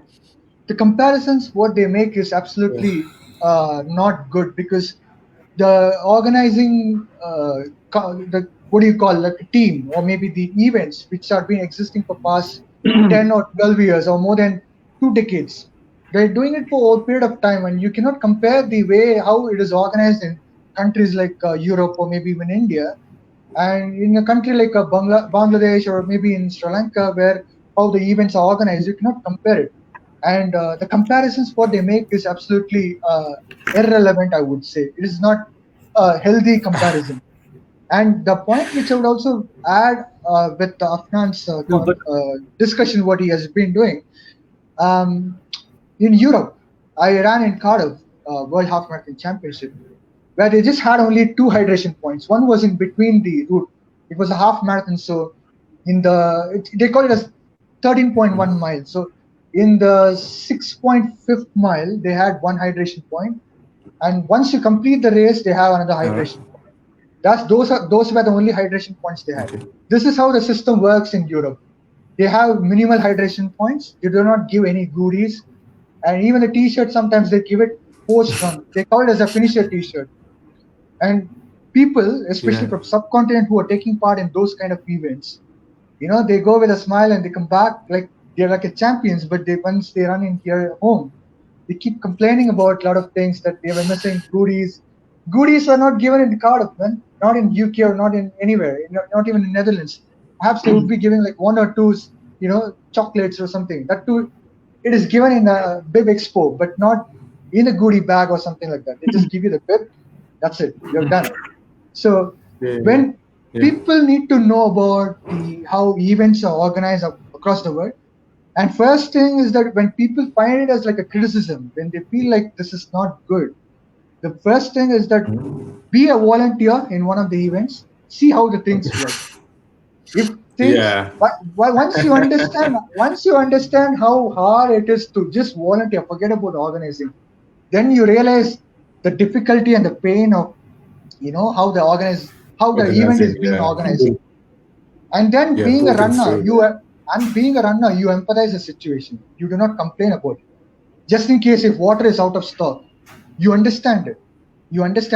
Perhaps even a co-runner can able to give you a sip of water. That can happen. It happened to me several times. We do not complain about it. So it's just a maturity level. it's a maturity. I think it comes over a period of time. Thanks to Afnan that he has took up the point of that doing all those stuff, saline water, etc., which is not that important when you talk about the events. Yes, please, Ziyad, you were trying to say something. No, I agree. I agree with you. Look, I mean, it's as a event organizer, it's all part of the learning curve. I mean, you live and learn, and and you try and improve your events. But in terms of comparisons, yeah, I mean, people have approached me as to okay, why can't we get a T-shirt? We got a T-shirt at New York City Marathon. Yeah. I mean, I go back and tell them, okay, look, you pay $300 to run New York City Marathon. Here, you're paying $10 to run a marathon. So a T-shirt costs $20. Yeah. We don't have sponsors. Exactly. I mean, you get like all sorts of questions. But I mean, as a race organizer, the key things that one needs to be aware of is A, safety of runners. That's paramount. B, provide a good course that's well marked out so that runners don't get lost. C, provide course support, hydration points at the right places. D, provide a good medal at the end. And then, accurate results and online, good, easy online registration and good, easy access to results and speedy access to the results. These are the key things. And then have the ambulance on the course in case anything goes wrong, have the proper insurance in place. Anything over and above this is not mandatory. Yeah. And the only way you can find out if you're a good race organizer is if people come back to take part in your event. So if I'm organizing 25 events a year in Qatar and people don't have a good experience, they're not going to show up again and I'm going to go out of business. So as you go along, you live and learn and, you try and improve all the time. Constructive criticism is good. Normally, as a race organizer, it's good to have a review section. So you send out an email and you ask people for their post-race analysis. And then from there, you carry it forward and, you try and improve the events. So yeah, I mean, you're right. Comparing, say, New York City Marathon, where there's 50,000 people running and you've got all the top sponsors in the world and, all the prize money and everything. And then comparing it with a local race, it's weird. So I think Dakar Unlords has been doing a great job. I think Dakar Unlords has been doing a great job by, they get feedback every time after the race. It's not just once you're done with the race or before the race, they keep working. Before the race, they work hard for 6 months period of time. During the race time, they work, they don't sleep at all. After the race, they'll get back to the runners and they'll get the feedback and they'll work each and every point. See, I'm an Indian, so it doesn't make sense for me to praise some other country. I'm telling the genuine things which an organizer does. I've seen events, I don't want to name, the so-called big events in India. I don't want to name it. Like I said, it will become a controversial thing, but they wouldn't love to take the feedback. The criticism, what you said, constructive criticism, they do not like to do that. But there are organizers, even, as Ziyad told, and even Dakar Unlords does, they take back the constructive criticism and they'll get back with the feedback and they sit down and they work. So that's the best part. That's the organizers, as you said, Ziyad, that you'll get back the runners even after a year. Yeah. Exactly. I mean, in my case, I have an event every couple of weeks. So I would know immediately if that person doesn't sign up again. Yeah. The feedback is right there. So yeah, Vijay, thank you, Vijay Rahim and Afnan bhai. That was the one. But as I mentioned, that I will be talking on behalf of the runner. One thing, like you guys said already, the constructive criticism, yeah, that is very good. Like BD Runners is doing that, in publicly, the posting on the group, asking for feedbacks. That's a very nice way to do that. And then Vijay, you said there's no point of praising other countries. I mean, man, it's sports has no country, sports has no border, sports has one flag. We are See, all under one flag. Asin, sorry for interruption. That's the reason for which I brought all these organizers. This one thing, I think. Unfortunately, my line got disconnected in the beginning of the show. The reason for which I wanted to bring the organizers from different parts of the Asia is quite simple. That sports doesn't have the border. It doesn't have a religion, languages, or anything. I want to see sports as a medium or a platform which brings the people together. That is why, when I've been to Dhaka, I felt like I'm a Bangladeshi. I didn't feel like I'm an Indian. When I've been to Colombo, Sri Lanka, I felt like a Sri Lankan. When I was in UK, when I was playing cricket, I had a lot of Pakistani friends. I was like, hey, you're not different, man. We're all like, even though I was like a Pakistani, I don't feel bad, like I'm an Indian, so I don't like Pakistanis. No, that's a crap. I'm telling it online, it's a bond. Sports gives that bond, which builds up over a period of time when you start to embrace different cultures. But I'm telling the point because I told this point because being in India, I can make remarks. I know there are a lot of people, or one or two guys who made remarks about few things. That wasn't good, this wasn't good. But to be honest, when you're sitting in a different part of the world, you need to appreciate the efforts which have been put by the organizers. That's what I was trying to say. Maybe I could have sat down here. It's quite easy for me to criticize, hey, you gave me the t-shirt in some kind of material. So it doesn't make any sense, If you're honestly involved in running, you do something. You just do the volunteering, or maybe, do something which is relevant to running. That's what I was meaning to. That's what I was trying to say. And the reason for which I want to bring all these organizers is quite simple. Sports doesn't have any border. Yeah. Unfortunately, I couldn't be able to get connected in the beginning of the show. Although I have a lot of questions to ask, actually. I don't know if I can ask them, and Afnan and Ziyad would be happy to answer. I have two more questions. Vijay, I got two more questions too. Both Afnan and Rahim bhai. You there? Carry on. I think the internet connection is acting up a lot today. Exactly. All right. Afnan bhai and Rahim bhai, I kind of forgot the question I had in mind. The other question I had in the earlier conversation, there's one thing is happening. We already talked about virtual run. There's something happening. I have seen all the major YouTube influencers actually commenting on this, since you both are organizers. There's something going on, like virtual Ironman events. They're actually letting us upload our running data, and they're actually considering it to Ironman championship events. If I'm not wrong, they're considering those virtual events as the entry point for that. Virtual events are always shady, out of 100, there's actually 2% of runners will have a questionable answer from them, questionable data from them. So these people are getting direct access to Ironman championship events just on virtual running event. Do you guys have anything, or are you guys thinking of or working on something to tackle this issue? Well, okay. Talking about the Ironman virtual. So the first race, I took part in the first race. I mean, you would see results that are unbelievable. I mean, people were breaking world records. Like amateur athletes were breaking world records, which means that the data they were uploading wasn't correct.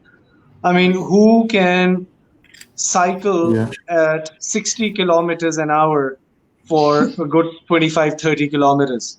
It's unbelievable. I mean, it's unheard of. Going down the mountain. So a lot of people were uploading data which was wrong. Either they were on a very, very steep downhill. It just doesn't make sense. Yeah. And there was a lot of complaints. So now then what they did was they started putting in more controls in place. But if somebody wants to cheat, they can cheat very easily. And as far as I am concerned, I think if you're taking part in a virtual race and you're cheating, you're essentially cheating yourself. That's it. Yeah, exactly. I second Rahim, exactly. Like you're running the race for yourself. And exactly. Even in the physical races that we had, you'd see people swapping bibs. Oh And yeah. then Oh, yeah. yeah, and like running on your name, and like in professional in bigger events like Boston, London, like world majors, you have like they invest a lot in security, like which picks up like faces and like bibs and real time, and then they identify whether this guy's cheating or not, and then they Oh, I've seen disqualify you. cheating like anything. I mean, if you ever get a chance, go onto this website called marathoninvestigations.com. Right. So there's this person, people send him an email saying that, can you look at this person, he's cheating, or look at his data that it doesn't look correct. And he actually goes on and catches all these cheaters. It's Right. very, very fascinating. And what, just makes me really crazy is why amateur athletes have to cheat in a race. Yeah. Did I mean, you must have heard about this 72-year-old guy. He broke the record for a sub-3 marathon for anybody over 70. And Yeah, they I found heard- out that he cheated. Yeah. And they found Oh, out yeah. that he cheated. And then a week later or so, it was all over in the news, and the poor guy had to just commit suicide because he couldn't take it. So cheating happens, in so many places, all over the world. It's just human nature. Yeah, I have a funny story as far as Chennai City is concerned. There was an event called Cool Runners Half Marathon, where the road restriction was just only half of the road was restricted, another half was just open to the public, where transport was moving around. As soon as the race started, a guy caught a bus. He already knew where the mat was. He got on through the bus. He changed 2 to 3 buses in between. He got there, he got on there, and he crossed the mat. He got into the bus again. He reached to the next point. This was like 4 to 5 buses overall. There were Was 2 it on loops. camera? No, there was no camera actually. It's just one of the half marathons where it's a timing chipped one, but they do not have the cameras or anything. But that guy, he has got like a 3rd spot or a 2nd spot. Still not a 1st spot though. And eventually, when they were checking out, when they were checking out the in-depth analysis and all those stuff, and when they were checking out the few things, I think he has missed out one mat and he got caught. Yeah. Look, I mean, these sort of things happen all the time. If I start telling you stories about the cheating incidents, I mean, we're going to be here for another 2 hours. So, All right. So now I got a question to both Afnan and Ziyad. So the countries, the subcontinent is meant for the, we think about running as something which is out of the context, or we feel like running is not the kind of thing what is a regular kind of thing what people think in Europe. I wouldn't say it's a narrow-minded concept, but people are not open to the sports, and women are again not given the priority in sports in all over the subcontinent, India, Pakistan, Bangladesh, anyway. How do you guys see the things which are tackled where you can able to fit in both male and female section, where they can get encouraged and they can be able to get scope to run? And how do you build up the community for the female, especially female runners? For the Dhaka half, please allow me, Rahim. I'll just give you some numbers right now. We had like 2,200 people approximately. 318 of them were female. We also had like a campaign where that's like 50%, 51% jump over the ratio of female runners who ran in 2019 in our same race.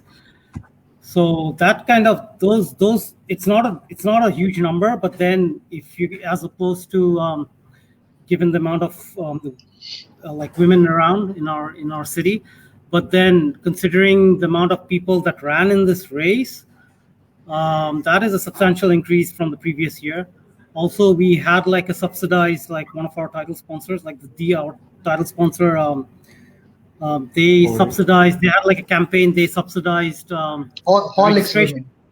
Right. So so GSK, they subsidized the entry fee, the registration fee for 200 runners or like 150 runners, and that kind of also helped generate a lot of interest in women to come forward and be a part of this. And we've seen that spike because of this campaign we see a spike. And definitely, like if you go and see our community runs, you see a lot of the women and like children taking participation in these events.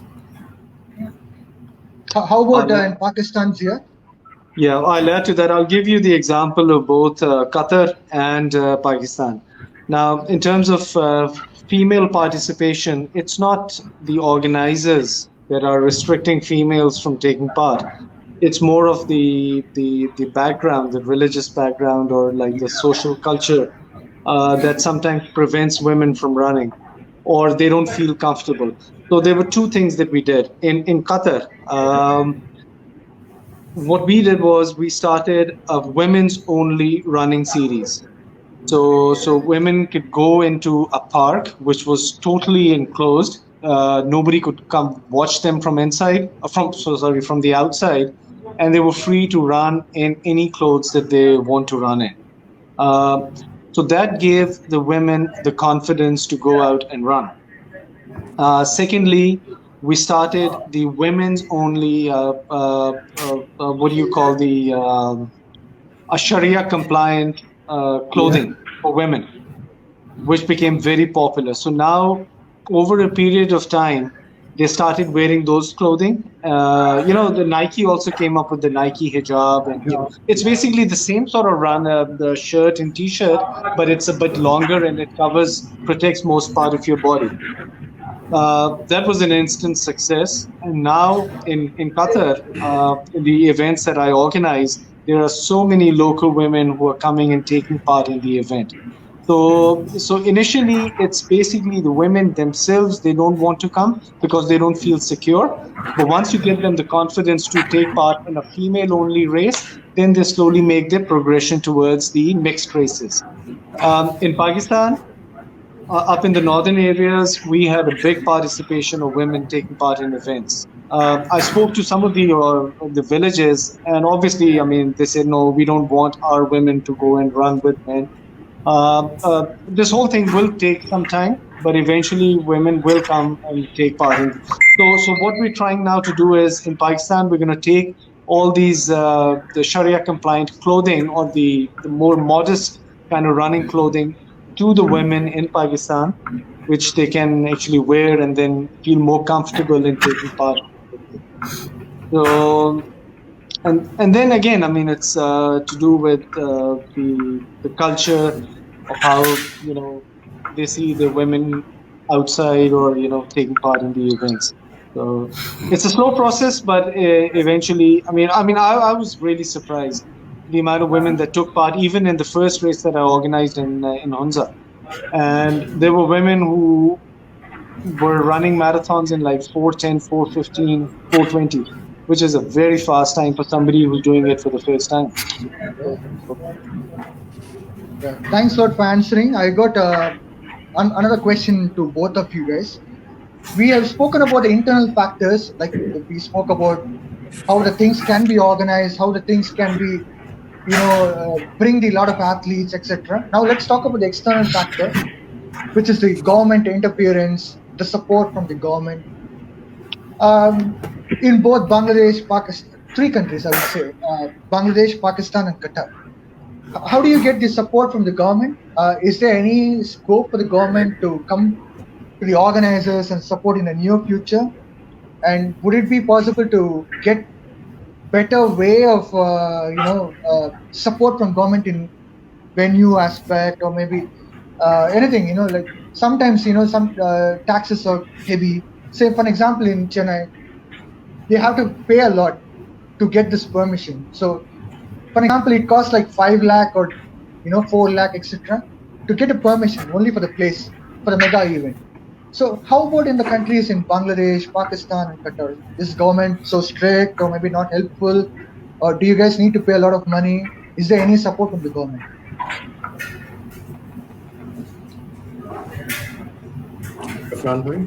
You want me to take this? Yeah, both of them answer. Yeah, it's you need to come forward. Look, Taka, like I said, like I keep on drumming on that, like running is not really that popular here. for the administration to come forward and support you. So for the last 3 years, like we've been trying to build up that whole ecosystem, and then that running is actually an event where administration should come and support it to scale it up.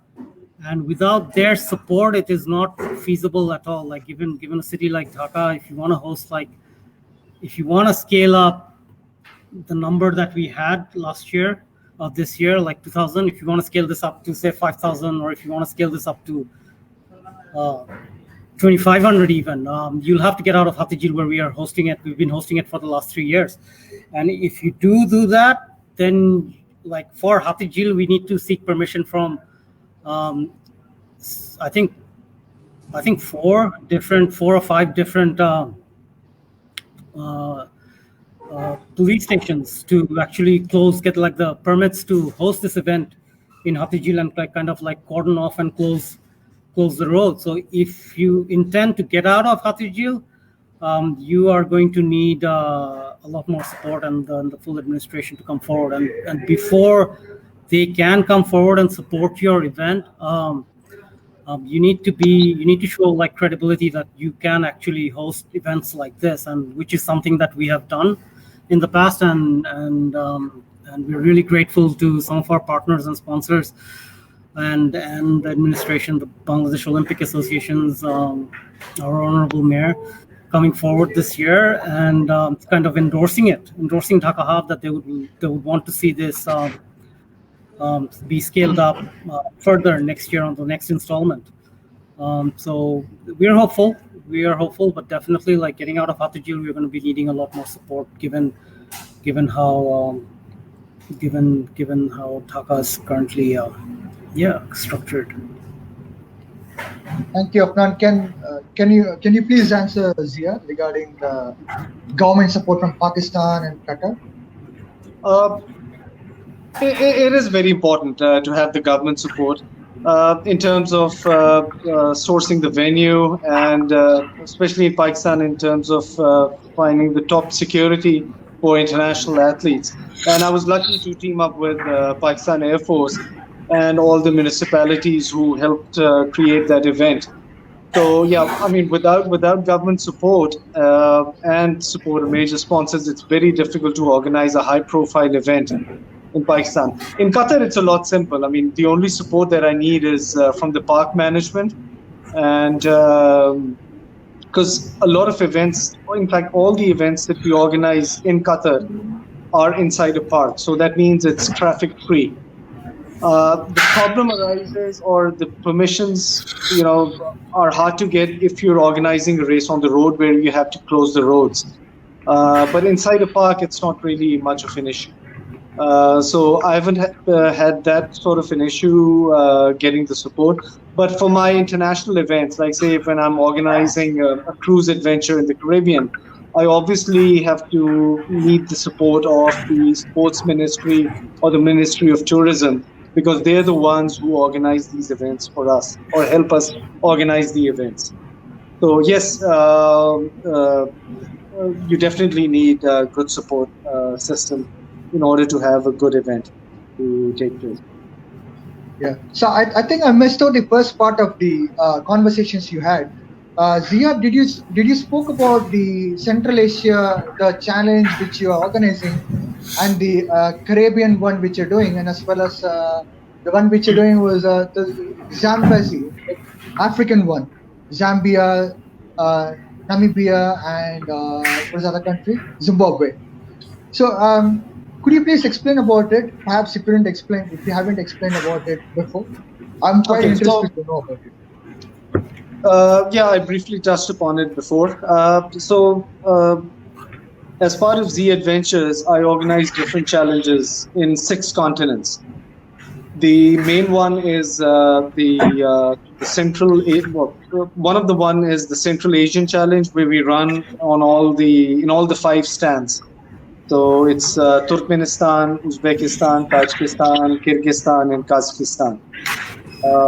Then I organized the Southern Hemisphere Challenge, The Southern Hemisphere Challenge is you run 4 marathons in 4 countries and 2 continents. So it's Argentina, Uruguay, Chile, and Antarctica.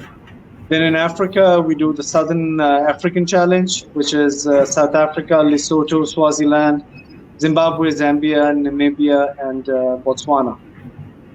And similarly, in Asia, we do the Caucasus Challenge, which is Azerbaijan, Armenia, and Georgia. And then I mentioned the Central Asian Challenge, and I'm working on a few other challenges as well. And then over and above that, I've got 3 challenges in the Caribbean. I've got the Southern Caribbean Challenge, I've got the Western Caribbean Challenge, and I've got the Eastern Caribbean Challenge, which is you take a cruise ship for 1 week, you dock on each island, you've got 8 hours docking time on each island, and in that you run a marathon. And then you go back on the cruise ship and you enjoy all the food and everything. So it's a lot more popular with families. People come with their wife and kids. So if the husband is running a marathon during the daytime, the wife is in a spa, or the kids are at the swimming pool enjoying themselves. And again, it's catered for the marathon Globetrotters who want to run a marathon in as many countries as possible. And this way they get to do it a lot faster and much cheaper. And I'm working on some of the other, in March, I organized the Socotra Challenge. So there is this club whose members want to run a marathon starting from each alphabet. So like a country starting with A, B, C, D, up to Z. Now, there is no country in the world that starts with X. So most of these runners had covered all the alphabets. Now, the one that was missing was Y, and Y is Yemen, which is under war. So I figured out a way to organize a marathon in Yemen by organizing it on the island of Socotra. Socotra is it's an island off the coast of Yemen, which is fine. There is no war going on there. But it was a big effort in organizing the race there, and people were able to get that last letter, which was Y. And now I'm also looking into organizing series in the Horn of Africa. Then I've got another series coming up in Cameroon, Niger, Nigeria, and Chad. So I'm working on all these hard-to-core or off-the-beaten-track countries. There is no point in me organizing a marathon in, say, Italy or Germany or France, because there's so many marathons anyway that takes place there. So that's where my company differs from others. I'm not a marathon travel agent, like some are, where you go and buy a ticket to run New York City. I create my own races, and I do it in off-the-beaten-track countries. Last question to Ziyad. I heard from you in 2018 about the difficulty which you faced to come to India to take part in marathons. I can still remember you have mentioned about it. So did you took part after that? And another question is that since you face the difficulties of getting the visa, etc., and there are a lot of loopholes here in India as well where they don't have certain categories. So do you have any plans to organize some events here in India as well? No, not particularly. I wanted to go and run a marathon in India, but the problem was, I'm a dual citizen. I'm a Canadian Pakistani citizen. So I walked into the Indian embassy in Doha with my Canadian passport. I said, well, I want to go to India and run a marathon. And on my Canadian passport, it mentions the city of birth, which is Lahore. So the visa person looked at me and said, sir, are you Pakistani? I said, yeah, I'm Pakistani Canadian. He goes, no, we don't consider you as Canadian, we consider you as Pakistani. I said, okay, fine, so what do I need to do? He said, well, you need to apply with your Pakistani passport to get a visa. I said, okay, well, here's my Pakistani passport as well. He said, so I asked him how long it will take. He said, well, it may take 1 week, it may take 1 month, it may take 1 year, it may take 10 years. We can't guarantee you that. And that's basically was the end of the conversation. He said, please, I don't think you're going to get a visa, so you should drop the idea of going to India to run a marathon. But Right. hopefully, when situation improves, I'll be able to visit your country and run a marathon. So I have some similar. I have some similar stories. Like share some similar stories to that, like your ordeal. Um, so I ran this race in. Well, I ran it twice. I finished it once and I failed the second time around. I paid the price because I didn't train for it. Anyways, that was in Sabah. That was in West East Malaysia, right? And for some apparent reason, there's an embargo for Bangladeshis to go there. So Yep. we're not travel. We're not allowed to travel to that part of the island or that part of the country. The only reason why I was allowed to enter was because the race organizers got me a permission to enter that their state. Otherwise, I wouldn't have been able to fly in. So yeah, so I had to like wait in the incarceration cell on arrival for like a couple of hours, and my thing had to be verified, and then I was allowed to get in. Oh, I can tell you quite a few stories. I mean, I've traveled all over the world, and some of the places that I've been to, and called into Homeland Security. I remember, like, I'll tell you an incident. I was coming back. It was during my world record attempt. I was coming back from Antarctica, and I took the flight from Argentina to Miami, and from Miami I had my connection back to Doha. So I reached Miami and I got to the immigration, and the guy looked at my passport and he did something on the computer, and then he said, "Okay, you've been flagged. You have to go to the Homeland Security." I said, "Why?" Yeah. I said, "Well, they'll tell you why." So I went in there. They made me sit for about 2 hours while they were just chatting and talking and all that. And then I had another flight to catch. So I went up to the immigration officer, or whoever, the interrogation officer, and I asked him what's going on. So he said, "Where are you coming from?" I said, "I'm coming from Antarctica." He goes, "What were you doing in Antarctica?" I said, "Well, I was running a marathon." And then from that time, he said, "Tell me about the marathon." And I ended up talking to him for about 20 minutes, explaining him what I did and how I signed up for the marathon, because it turned out that he also wanted to go to Antarctica and run a marathon. So after all this time of talking for about 20, 25 minutes, I asked him, "Why am I here?" So he just looked at the system. He said, "It's just a case of mistaken identity." And then I said, "Okay, listen, I'm going to doing this world record, and I have to be back in Los Angeles in 2 weeks' time for the North American race." And he said, "Don't worry about it. I'll fix everything for you." And since then, I've never had a problem. So it's just these incidents that you remember, and then you can look back and just laugh about it. Yeah. Definitely. All right. Thanks a lot, gentlemen, to be on the show, and we learned a lot from you guys in organizers' perspective and as far as runners' perspective. It was nice to have different conversations and answering the question and answers from the viewers.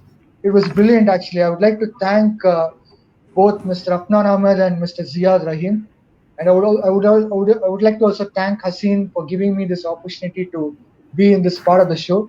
It's really honor to have all the countries together and to discuss about the different experiences. But my intention is to have everyone, and it's all about unity. Sports gives us to get along with the different country people, and it's honor for me to have you all in the show. Thanks a lot. Thank you so much. Thank you so much, Vijay.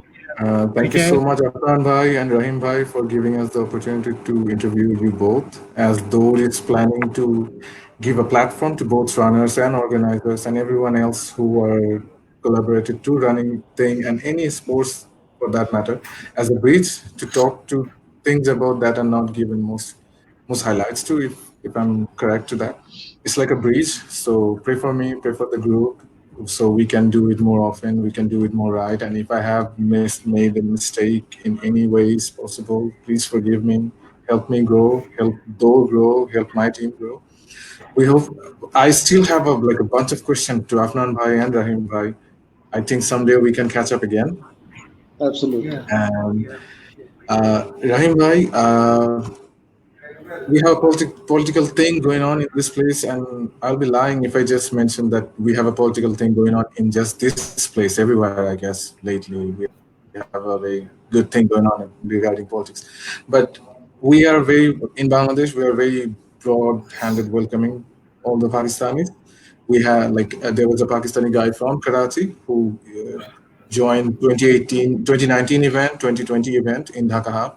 So I would love to see you there if you can Inshallah, I'll come. definitely be there. That would And be I would like runners to apply for the Khunjrat Pass Marathon, which is going to take place next year.